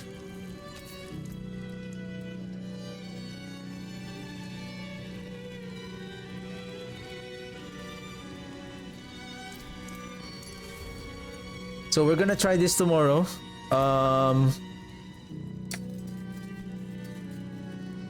Because I'm ending the stream. I'm done for the day. So we're just gonna continue this tomorrow. Because what I'm just trying to do here is just to feel the build, how it goes without taking advantage of the seasonal mechanics, so that moving forward on the next season I would know how the build works, what are the affixes that I need to place in, whatever seasonal mechanic that we will have. And again, we don't know what will be the changes coming soon, but at this point I'm just looking for another build that is fast, stronger, and fun to play, because I feel like the Shadowblight might be nerfed soon. Okay, so at least we still have the minion, I still have this, and hopefully if they can rework again the overpower, if the blood skills are going to be working okay and will be stronger as before next season, then at least we have many builds for the necromancer for us to play, and hopefully there's also a rework for the golem as well. So yeah, that's it for me today, and thank you very much for watching, and I'll see you guys tomorrow. Have a good one. Bye.